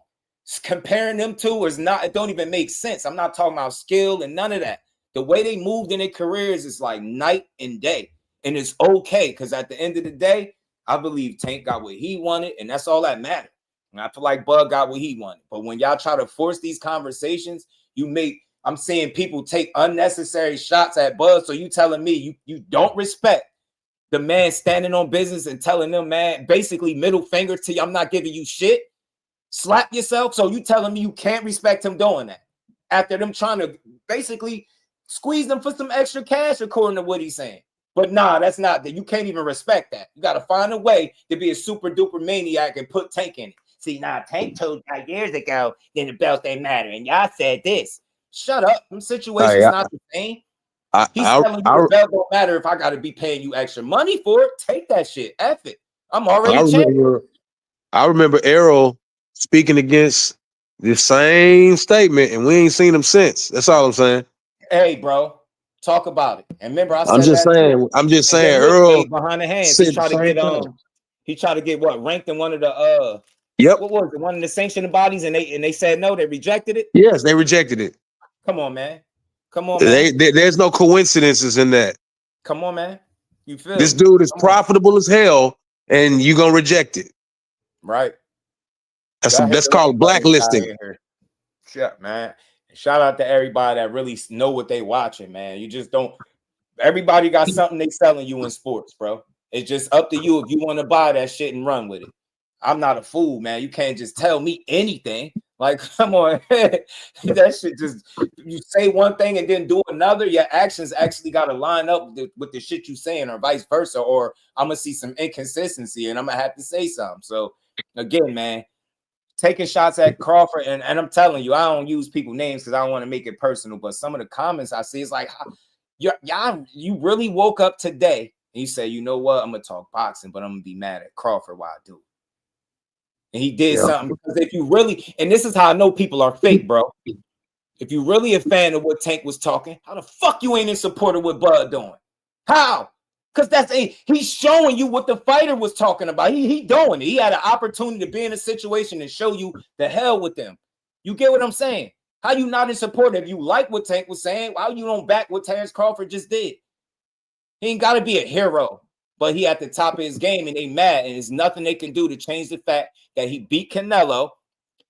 He took the belts from the guy that would have gave him the money, and then he turned around and not gave him that extra that they was looking for. And yeah, they mad, probably ordering all these fights because of it and everything. Checks ain't clearing the same and everything. And Christmas right around the corner. Bud done messed up. Bud turned into the Grinch right before Christmas. Stand on business. Stand on business, Bud. I'm with you, bro. What color is that WBC belt? Is green, goddamn. You know what I'm saying? Bud the Grinch. Because he was inactive coming off a KO loss at a lower division. Yeah, I get all of that, but I always felt like a part of him speaking out was that, because he ain't never had no problems before. They could say that all they want to, but I feel I respect L Dub more than most. But bro, we watched Rolly get knocked out by Tank, and then very next fight is for a title in the next division up. I respect what you're saying, but nah, that's not why that happened, bro. I mean, and you talking about somebody like Earl in comparison to Rolly and what they bring in as profit, that sanctioning body gonna eat off of Earl, and instead they say no. That just tells you there's fingerprints all over that. Shout out to my guys, man. Y'all hit the like button, man. No lies, Tank is awesome fire, but Mayweather just making money off him. Yeah, he made that money. That's WBA, not WBF. No, that what I'm saying is that's a sanctioning body. Fighting bums don't make you champ. Yeah. You might want to go watch another sport. Buster, go watch MMA. I don't call fighters bums, bro. I might let a B word slip once or twice, but I don't sit up and call fighters bums. Because I'm pretty sure them same fighters you calling bums, you can't beat none of them. See how that works? So what that make you if you can't beat the bums that you're talking about? Telling you, only people talk like that is the ones that don't really rock with boxing. Well, what's good with it, bro? Y'all be quick to call somebody a bum. Shit, give me a 36-week camp and that shit that Rolly is a Janabek is champion, on. man. What could you say? You have somebody that makes him relevant. Whether you think he deserved the title, he shouldn't be there or not, somebody has to relieve him of his title then. I'm not against nobody fighting Rolly Romero. You know what I'm saying? For his belt. There's nothing wrong with that to me. Charge him extra, then I agree with Bud. They saying he owed 2 sanctioning fees on belt, and they charge him from 3% to 0.06. I don't know, Bud be lying and bullshitting a lot. See what unfold. I don't think he lying about that. Shout out to L-Dub. Appreciate the info, man. The insight as always. And we all know the WBC is telling the truth, right? Yeah, man. You gotta think, man. Just put it this way, yo. The sanctioning body that came out and complained is one out of what? How many? Why them? Why just them? You know, nobody ever asked that question. Why just them? You know what I'm saying? And I'm gonna say this. This is an unpopular opinion, but I think Bud has been unfairly, can I say it, like forced to be some lying ass dude. Like I've been trying since before he fought Earl Spence, right, to figure out where people be saying what they be talking about, and I still can't find it, man. I mean, I guess it's like all this lying and stuff. I don't know, man. I don't know. I see him as a pretty solid, straight shooter, though. And Bud, we're on this. I need something to unfold. And I ain't talking Bud. Oh, you said you ain't taking Bud word on shit? I mean, it's to each his own, man. It's tough to take anybody's word for anything nowadays. Question everything, but I think he's been pretty solid, bro. I think people have tried to unfairly tarnish his reputation with bullshit. Because, again, we focusing on dumb shit. Like, for example, when they were doing the negotiations, people was talking like they had to negotiate with Bud. Oh, he ain't a man. I heard people questioning him not being a man and all types of weird ass shit. So I don't know. And I question the people, like, if he a piece of shit for the way he did, then what's the guy for agreeing to all this shit? Gotta be some kind of dummy, right? Then they'll say, nah, he just wanted it bad, man. He just took advantage that he just wanted to fight. Nah, he out negotiated him, and that's what people don't want to say. And now it look like he getting it off on the sanctioning bodies that are trying to get an extra little umph on him. Shout out to my brother Mike Kirkland. Appreciate the love, holding it down in super chat. Always appreciate your takes when it comes to boxing, man. That's I appreciate you, man. It's just always a conversation, man. You know, Mike, I ain't a right or wrong guy, but I am passionate about certain stuff. And one pet peeve of mine is seeing fighters that have represented the sport in the way that you should want to see every fighter do it, but we focus on all the little stupid shit and make him out to be some bad guy, unapproachable. He's not relatable, but he doing shit. You know the track record. This shit just don't add up, man. The narratives don't add up when it comes to Bud. You would think that was the worst person in the world. Like, this was the shittiest boxer in the world. And I ain't trying to say I know him personally, but I don't know, man. I see him doing a lot of good for the sport, man. I don't see him hurting the sport. You know what I'm saying? And again, if you was on board with all these other, when Earl brought up the sanctioning fees and where the money going, then you should stand with Bud the same way. But selective energy is what I call it, because that's what it is. Shout out to Mike Kirkland. Appreciate you, bro.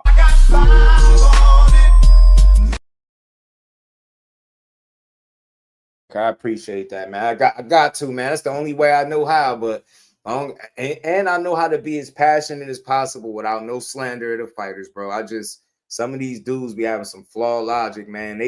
You can tell, like, they use this situation as a reason to be mad at a guy that, first of all, the shit don't affect you. And then we not even willing to listen to what he said, man. The fact that a man is out there breaking down how much they was asking you for things, how much they was asking you for, how much you made. And I just think that was nasty work. And then when you wanted to talk about him being banned from fighting any other champions, you spoken, in your other language, you know what I mean? You know what I'm saying? So I don't know, man. At the end of the day, you've heard fighters complain about this for years. I just read off a stat to y'all. Mauricio talked about how much money out of that 300K was going to go to the fighters. I think he said 225K or plus, something like that. But I just read this stat, and it was 10 million to like 17,000 and change. That shit is ridiculous. And you can go look it up. Don't just take my word for it. Look it up. That shit is wild, man. Like, and I know for a fact, the more the years go, the more I pay attention to boxing.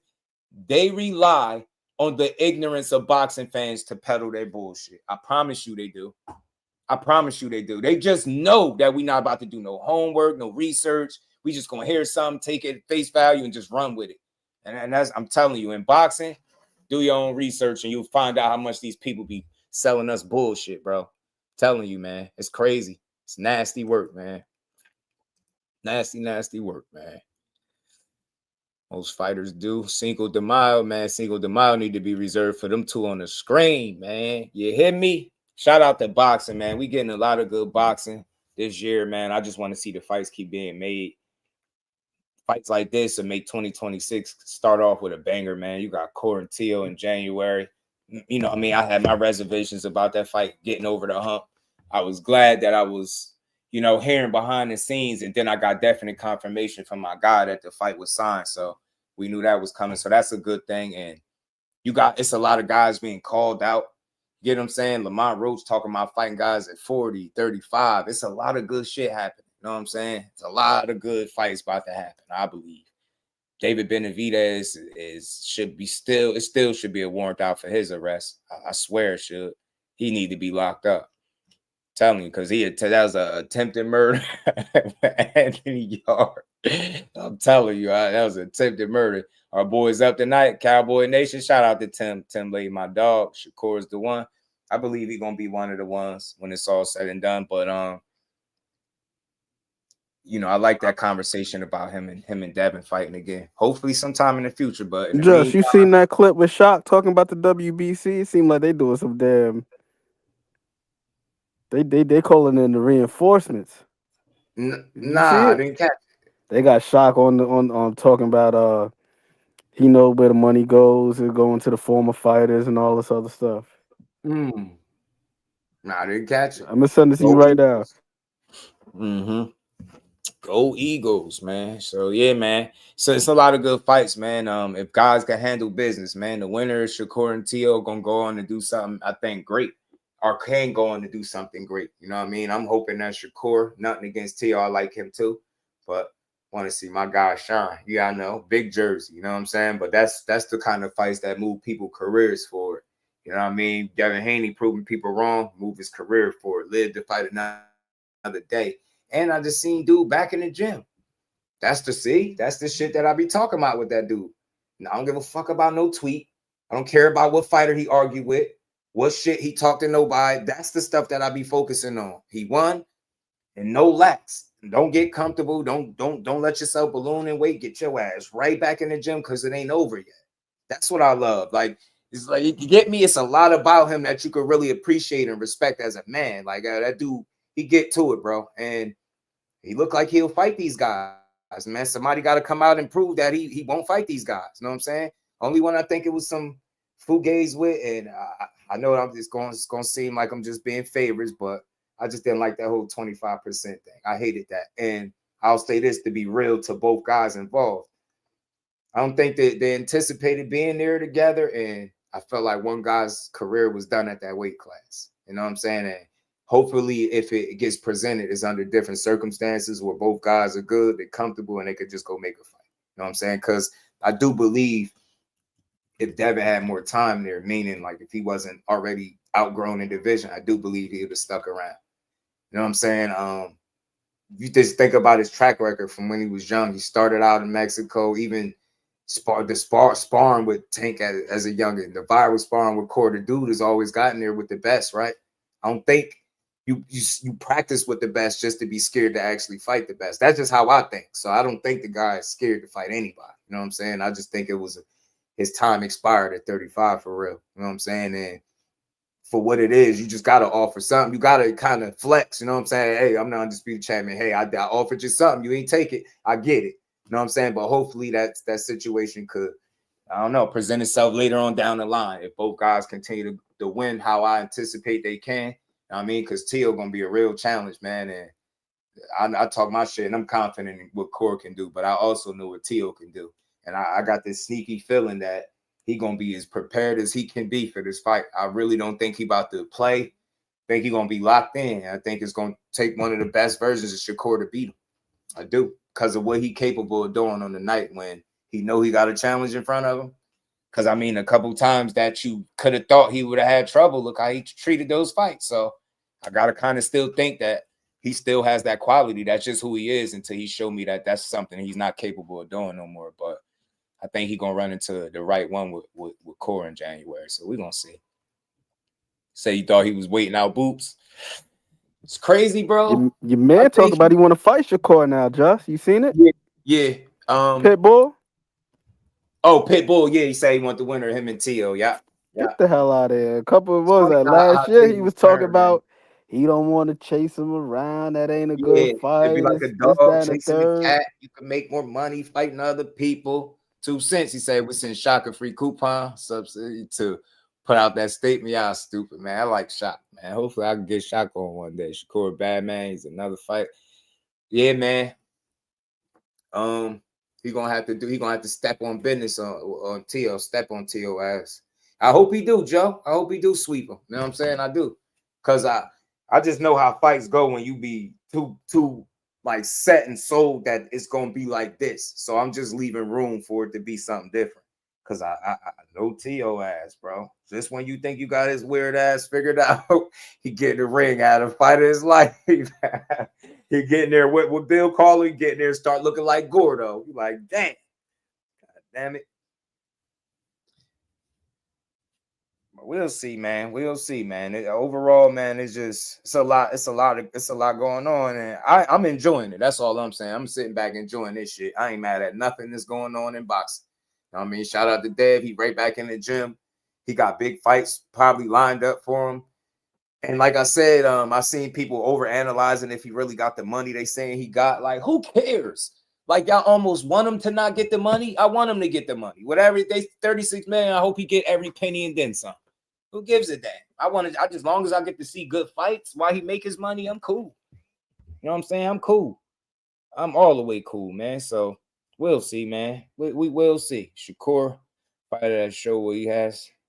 Yeah, man. I just think he's a far more consistent performer, like from fight to fight than T.O. And I think that's where T.O. gonna run into the trouble at, right? If it's a thinking man's game, I say this all the time. If it's a chess match, it's a thinking man's game. That's. I don't feel like it'll be a chess match or that Shakur can't compete and win, right? He ain't like he's some pressure fighter, and he ain't like he's some one punch knockout guy. So I don't think his power is gonna be like this deciding factor. I've seen some people, saying it will be. You could catch him there. That's possible, but I seen you get outboxed by guys that ain't as good as Shakur from what I've seen in the fights that he showed me. So, you know what I mean? If both guys going in there being their absolute self, we get a great fight. The fans win, and one of the fighters got to win. I think Core wins. They both go be themselves. That's what I think. But I ain't sleeping on T.O. at all. It's the fight. Y'all might hear me get some different breakdowns as the fight go, as it get closer, man. Because December gonna fly by, and January gonna be here and over with. We're gonna be in New York City, being a 4-division champion at 28. You know what I'm saying? I'm telling you, I'm gonna wait patiently for that fight because he win that fight. That off him winning that fight that's gonna create a whole live stream for me. Because I'm gonna tell you, two of the most hated guys that continue to keep winning. I don't know, man. Y'all don't like them on social media. Y'all shit on them on Twitter, YouTube. But in real life, they get a lot of love and then they keep winning. Devin and Shakur is two of those guys. It's popular to not like them. They hate the Haneys. They don't like Bill. Bill's fell in the sun. Shakur is a cap artist. He don't want to fight nobody. He ain't that good. And these dudes continue to keep winning. So I told y'all, when that smoke clear and you see who's standing there, man, it's going to be something. Go back in 2012, watch out for him. Yeah, I've been watching him since about 16. T.O. do rise. Yeah, he do rise to the occasion. You can't play with that dude. Can't play with him. I think Cord, though, he got his pre-camp going and everything, so he'll be all right. I know he and speaking of that, let me play what Gary Antoine Russell said. And then I got one from Tim Bradley, and we're gonna get up out of here. I'm going with T.O. I'm going with T.O. I'm going with T.O. But T.O. can't fight Shakur fight. That's the only way he gonna win. If T.O. Fimo fight like how he fought Lomachenko, I gotta win it. Other than that, Shakur gonna put him on a rope. I'm gonna tell you why. He gonna put him on a rope. He'll put him on a leash and walk him like a dog. He gonna time him. He gonna find his range with him, and he gonna pick him apart. He gonna pick him apart. You gotta listen to the one thing can't nobody take away from Shakur. He knows his distance. He got good punch selection. Yeah, Haven Brady. And a lot of people underestimate his power. With those 8. Yeah, talk to him, Gary. I agree. I mean, look, I like that when people pick on the other side. T.O. has a real good chance. It's not never going to be a fight, I think, that he's in that he don't have a chance to win. You know what I'm saying? Like, even look at the one loss with Kambosos that people won't let him forget about. But Kambosos, that was a split decision. And he knocked Kambosos down the same way he got knocked down. So he was on his ass. He made him work for that. He made him work for it. He had to earn that shit. So I know Gary just speaking like a fighter. He's speaking on both sides because you also heard him say, look, man, he fights Shakur fight. He going to lose. I agree with that. But I don't like to disagree much. I just see it differently, right? Gary said if he fight how he did against Loma, I got him winning. I don't. Let me tell you why. For one, I can't anticipate Shakur ever going out there healthy and fighting the way Loma did in that fight. Teofimo was on the front foot. Loma was playing defense most of the time, giving up rounds, throwing single-digit punches in the rounds, and then he got to round 7, and then he upped the ante on the punch count and won round 7 through 11 and then lost to 12. Tio was on the front foot. That's where he's inefficient at in recent fights that we've seen. And if Loma was fighting back the way we know him to fight, then we talk about a much different outcome. You can't give yourself a 6-round, 7-round hold, right? And then expect to win. That's what he did. So, nah, man. Tio on the front foot. Nah, I think Shakur definitely beat you like that. If he got you. And maybe I'm underestimating how good he is on the front foot, but I've seen it consistently enough to say, yo, when you gotta go get somebody and they're not being hypnotized by your athleticism and your bluffing that you're doing and that showboat, and they're not getting wrapped up in that shit, and they making it hard and being a moving target and giving you different looks, he get frustrated. He get frustrated, and he will complain about the fight. He won that fight, but he complained about it. That's how I know he wasn't comfortable with how he looked. He know he didn't look good. He ran. You're not no KO guy. You're not like this pressure fighter. So what was he supposed to do? He know where you're not your best, and he exploited that shit. And he should have got the nod. Him or Sandor, one of them dudes should have got the win, but that's okay. Where they wasn't able to get the win, I think Shakur will be able to change the minds of the judges, hopefully, man. With solid work, you know what I'm saying? Outsmarting this dude, because man, from round to round, I don't think Tio's a smarter performer. I don't. But shout out to Gary Antoine, man. He said he got Tio, man. I like it because I want to hear people speak on that other side. You know what I'm saying? I'm gonna play this video from Tim Bradley before we get out of here, man. I just wanted to hear his thoughts, and he said that this wasn't gonna be no easy fight for Core, which is good. You don't want It's why you want it. You don't want it easy, right? You want a win that people are gonna have to respect you when you beat them, right? And this is what Tio does, right? Nobody, and I don't want to hear shit. I don't want to. Oh well, Kambosos beat him, so I don't care. Now Shakur beat him if he does. So, but Tio could win too, and I know he could. Yo, Tim Storm Bradley, you already know the damn rest. Look, Tim Bradley, funny as hell. that Shakur and Lopez fight. Oh, that's gonna be a banger. It's about to be a damn banger. Look, hey, I binged last night on Teofimo Lopez, and I'm here to let everybody know. Talk to him, all Tim. my stormtroopers here, man. If you're new to the damn channel, you're gonna get the real right here. Hey, yeah, you're gonna get the real. It's not gonna be an easy damn fight for Shakur Stevenson. No, it ain't gonna be an easy fight. Nope. After studying freaking Lopez today, man, look, that athleticism that he got, that speed that he got, the boy is a what's the name I'm looking for? What can I say? He's a autonomous. That's the word I'm looking for. He's an autonomous fighter. Okay. I ain't gonna lie, Tim. I got a solid vocabulary, but I think I'm gonna have to go look that one up. What do you say? Autonomous? Yeah. Talk to me, Ant, because I know autonomous means independent. I don't know what the hell Tim is saying. He might be using that word in the wrong context, but I know autonomous means independent. This is why I love this dude, because I knew he was gonna know. He's an autonomous fighter, Tim. Shakur is too. Just like Floyd is. Just like Crawford is. Just like Inoue is. You know, young fighters want to get to that point in their career where they become autonomous fighters. Yeah, okay? I got. You don't need no damn instructions. You don't need no guidance. You know how to figure it out. Your fundamentals are so damn sound that shoot. You got skills now built on top of those fundamentals. I ain't gonna lie. What he describing is what I've heard personally from several people about Shakur. I've heard that before. Oh, he said that about Shakur. He's saying Tio gotta be that, but he's saying like Shakur is already.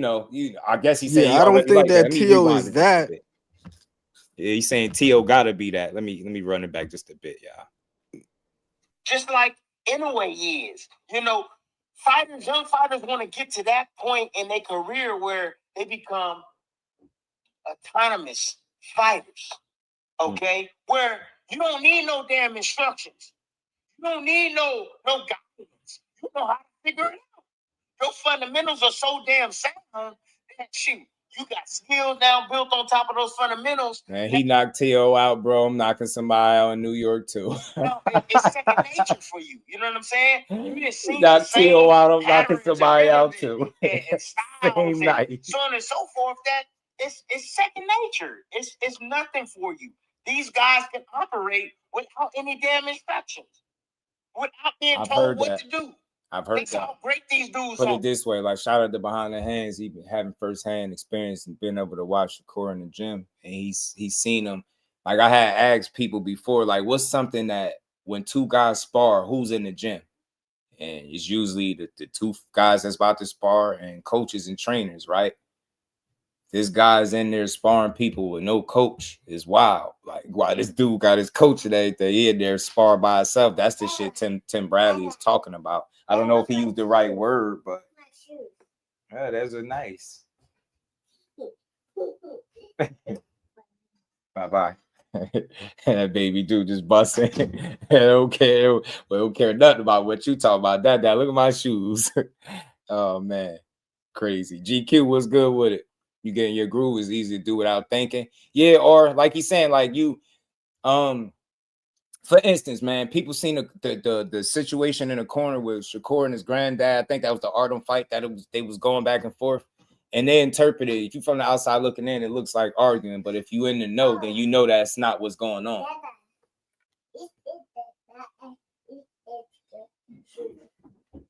Okay.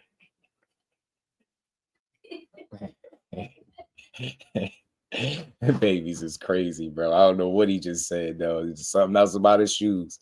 Okay. Well, it's official. OG Bread 4 is back. What's that? Jordans or something?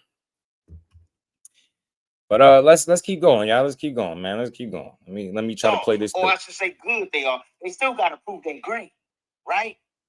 But, look, the thing that surprised me about T.O. last night after watching him, man, is that his speed and quickness and how fast he's able to strike. Look, I'm going to tell you where he's going. Because I watched a little bit of Shakur last night. He's going to Shakur's body. Mm-hmm. That's where he's going. I keep hearing that. He's going to his body. Shit ain't gonna matter, Tim. To the body. Shit ain't gonna matter, Tim. Shakur likes to fight on that 50-50. Okay? Well, if y'all don't know what the 50-50 is, damn it, it's standing directly in front. You ever see fencing? They on the line, they right in front of each other. You know what I'm saying? You might get off to the side a little bit, but you got to stay on that damn line, right? Get your body. See, what Teofimo Lopez is, bro, he's a hell of an athlete, man. And Shakur got control of the lead foot. It's going to be a long night for T.O. But it could be interesting because of the athleticism and the speed to me from T.O. Can tort See how his Core pick body up on that. in different ways, in different times, you know what I mean, to create offense for himself. Seriously, I'm sitting there watching him against Sandro Martin, and I'm watching this guy, figuring it out.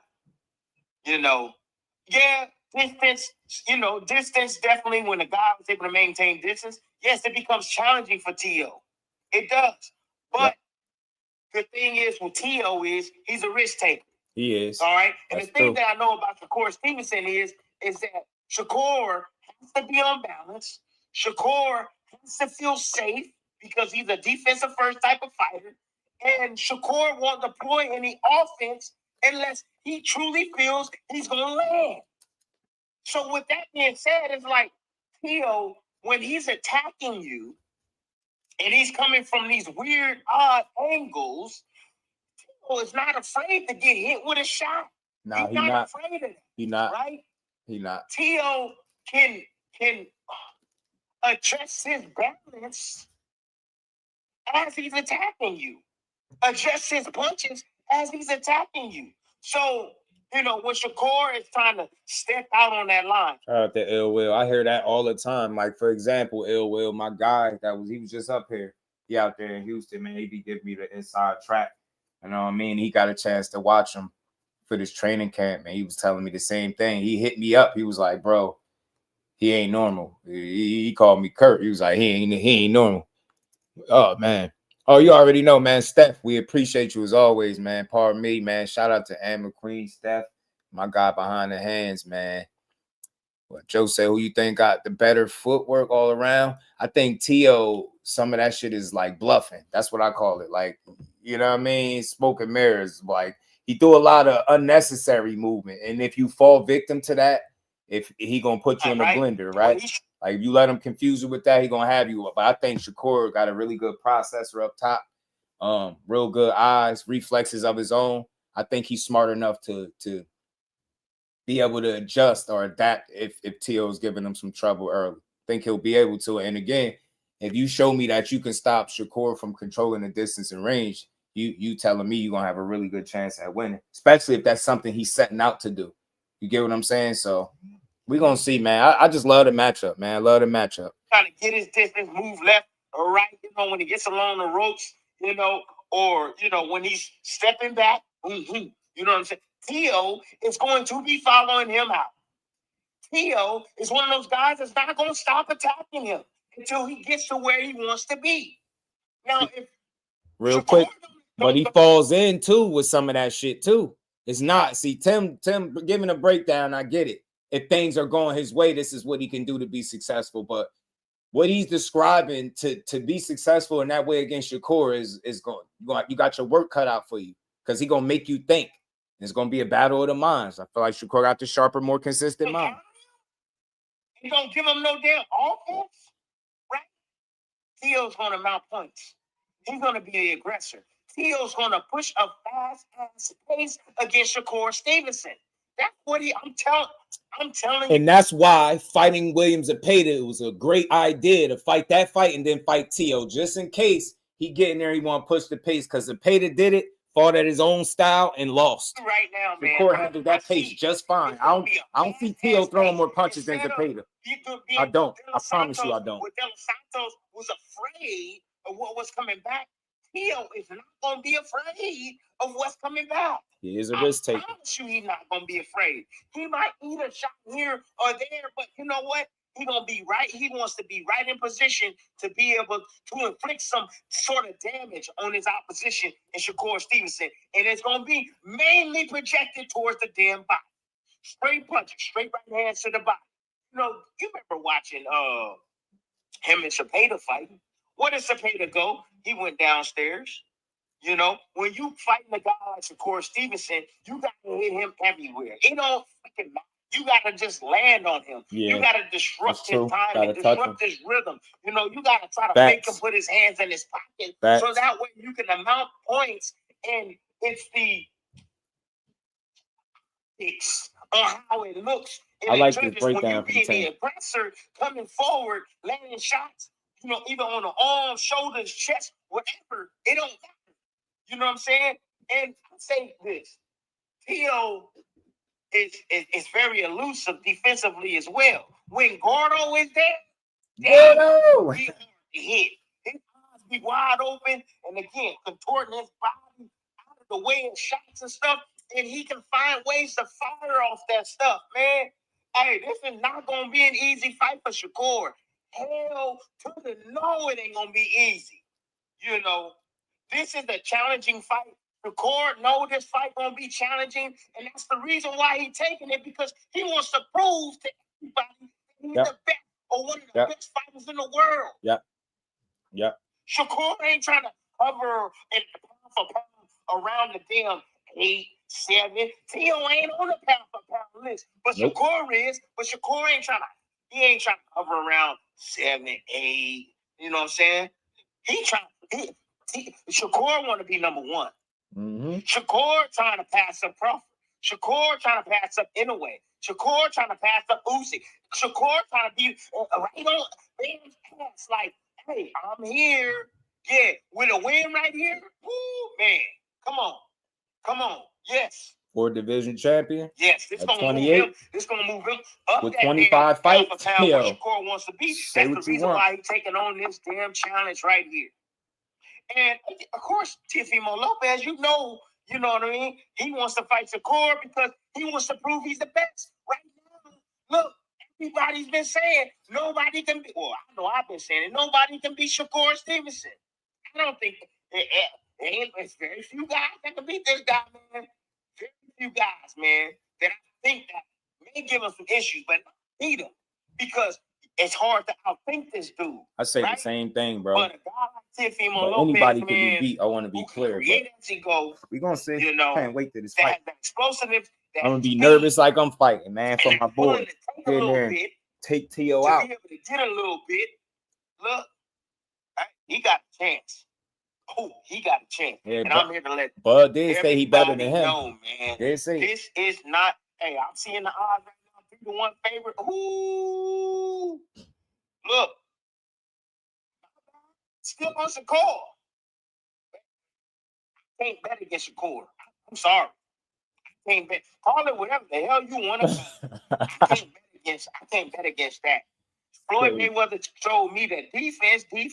I'm telling you. You know what I'm saying? Telling you. And that right there takes defense care of wins championships. But I'm here to let y'all know, with that defense of Shakur, defense don't win the damn fights, right? Defense can disrupt rhythm. It can make a fighter look bad. I mean, there's a lot of things that defense can do. But if Shakur ain't letting those hands go in the midst of that defense, man, he can fall behind the 8 ball against this guy who's explosive and his punches are catchy. Oh, it catches the judge's attention, right? Nah, hell no, Joe. Hell no. I'll be in there like I'm about to fight. I can't help it. It's just only boxing do that. Only boxing do that to me. Nothing else. It could be anybody, like somebody that you're rooting for. You just get that feeling, especially like you got a favorite fighter for sure. Hell yeah. And like I said, I've been talking shit on his behalf for years, and you know, but I've been watching for years, but I always try to give a solid assessment. I don't want to make it ever sound like I think he unbeatable. I don't feel like none of these guys are unbeatable, but he's very difficult to beat. I believe that. You know what I'm saying? So I just think you keep the fight a chess match and you outthink Gordo. You know what I'm saying? You outthink him. And you show him that, yeah, you athletic as hell. You might be more explosive than me, but I'm smarter and I'm better than you. And I think faster. I process information faster. I make less mistakes than you. You know what I'm saying? And he got a really underrated offense, Shakur do. He getting his bag. He got a good arsenal of punches, the way he put them together. You know what I'm saying? I like when he punch in combination, man. It's you know he on when you see them hands flowing. So, anyways, hey, keeping it a buck. I feel you, Mike. That's what you hear, bro. You hear for the real. You ain't gonna hear this on all these other channels, man. You know what I'm saying? I'm a Shakur fan. You know what I'm saying? Me too. But at the same time, yo, look, T.O., you know, he rubbed me a little wrong way sometimes. But, you know, hey, we talking about boxing right here, man. That's what we talking about. You know, and the dude is a bad man. He is. You know what I'm saying? Anyways, hey, I'm 10 Desert Storm Bradley, and you already know the damn rest. And to all my school stormtroopers out there, man. Shout out to Tim Bradley, man. That's a funny dude. You already know the damn rest. Love boxing, man. I love boxing, bro. I love this sport, man. I love coming here to talk to y'all, build with the family every single day. Appreciate all the support. Hold on, let me tighten up a couple people before I get up out of here. Shout out to Ann McQueen. Appreciate you, my guy. Always rocking out. My guy, L Will. That Big Tex, what it do, yes, homie? Sir. Shout out to my guys, man. Yeah, we're going to keep pushing, man. But this was another dope build, man. We got some more stuff. We're going to talk about. Shakur did a recent interview with Najee. We might react to it. But then again, I just ain't been able to line it up. But I already had reached out to him to do the part 2. Because people was asking about it, and he suggested it when I first had him on. I've been reached out, but we just ain't been able to get the timing aligned. So he already said he down, he with it. So sometimes, you know, I feel like I should, you know, get on top of that, you know. But shout out to Dash 215. Appreciate you, get respect. At least he fights and doesn't duck. Yeah. He said, yo, you do Fulton versus Austin on here? You do a Fulton. You talking about shot? It's like Fulton versus Austin.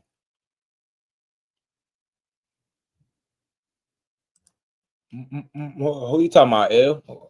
Fulton versus who? Shot. Shakur got new teeth. Yeah, I need some new teeth. You know what I mean? You know what I'm saying? New teeth. Who this? Pop, as as they like to call him. G-Pop say he about to get him some too. But shout out to everybody, man. I appreciate the love, appreciate the support, man. Another dope build. We're gonna rock out and we're gonna do the horizontal and vertical. I'm gonna see if that eliminates the issue with people finding a live stream. So we're gonna see. We're gonna keep working, man. Weight drain, hate it. Oh, he said Fulton versus shot. You saying am I going or am I going to do it? Oh, am I calling it? Is that what you saying? Am I doing or did I talk about it? Which one? What you saying? Well, you got because that fight is this weekend, right? Yeah. So you saying am I gonna call? I might have to, right? Because we talk about these fights all week. Shout out to my brother Ann McQueen, always coming to bring the property value up. You hit the like button, I appreciate you. If you sub to the channel, turn them notifications on. We appreciate you. Make sure y'all hype the videos, hype the live streams, man. Got a lot of short form videos out there, man. Go check them out, go share them, and let's keep building, man. Early on here. Oh, I didn't talk about that one today, but we definitely could tomorrow. We can build on it if you want to. Whatever y'all be wanting to talk about. We talk all things boxing here, man. But that we can break down that fight tomorrow for sure. It's a 50-50, man. It's a pick 'em fight. I keep going back and forth in my head. I don't know who I want to pick to win because I like both guys, respect and support both. I don't know who gonna win. Talked about yeah. I talked about it on here. Yeah. I have a couple lives ago. I definitely did. All these events, 2 Tio versus Core. Oh, no. I'm going to Teal versus Cord. The Mont Roach and Joan. We might call that. Saturday. We might call that. So gotta see how I feel. Sometimes it'd be fun to enjoy the fights without having to call them, but we had some fun calling the fights too. So either way, we gonna get it done, man. You already know. We appreciate you. We can build on it some more tomorrow, man. That's what I'm here for the people, bro. Here for the people. Much love to all of y'all, man. Make sure y'all enjoy the rest of this good Thursday. We're gonna close the week out tomorrow strong on a good Friday, and we gonna build on this boxing, man. Y'all just listen to the voice of Jersey boxing, and we just gave boxing its just due. So with that, much love to everybody. I see all y'all tomorrow, 4 p.m., man. Yeah, we could do that, Joe. I got you, bro. Representing Brick City, Shakur. Finding those levels too. Look at that 4-punch combination. It's a masterclass right now from Shakur Stevenson. That's what you're seeing. A masterclass. And Shakur meeting him with a straight left hand. Oh, and there's a knockdown scored with the left hand.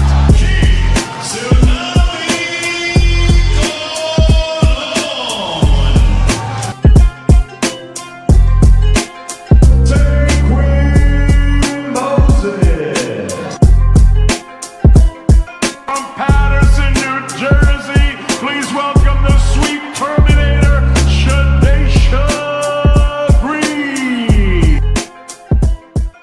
Make sure y'all subscribe to Jusdueboxing, the best boxing talk. It's probably the most unbiased channel on YouTube. Right now, we're going to give him his just due. Shout out to my brother Just Due.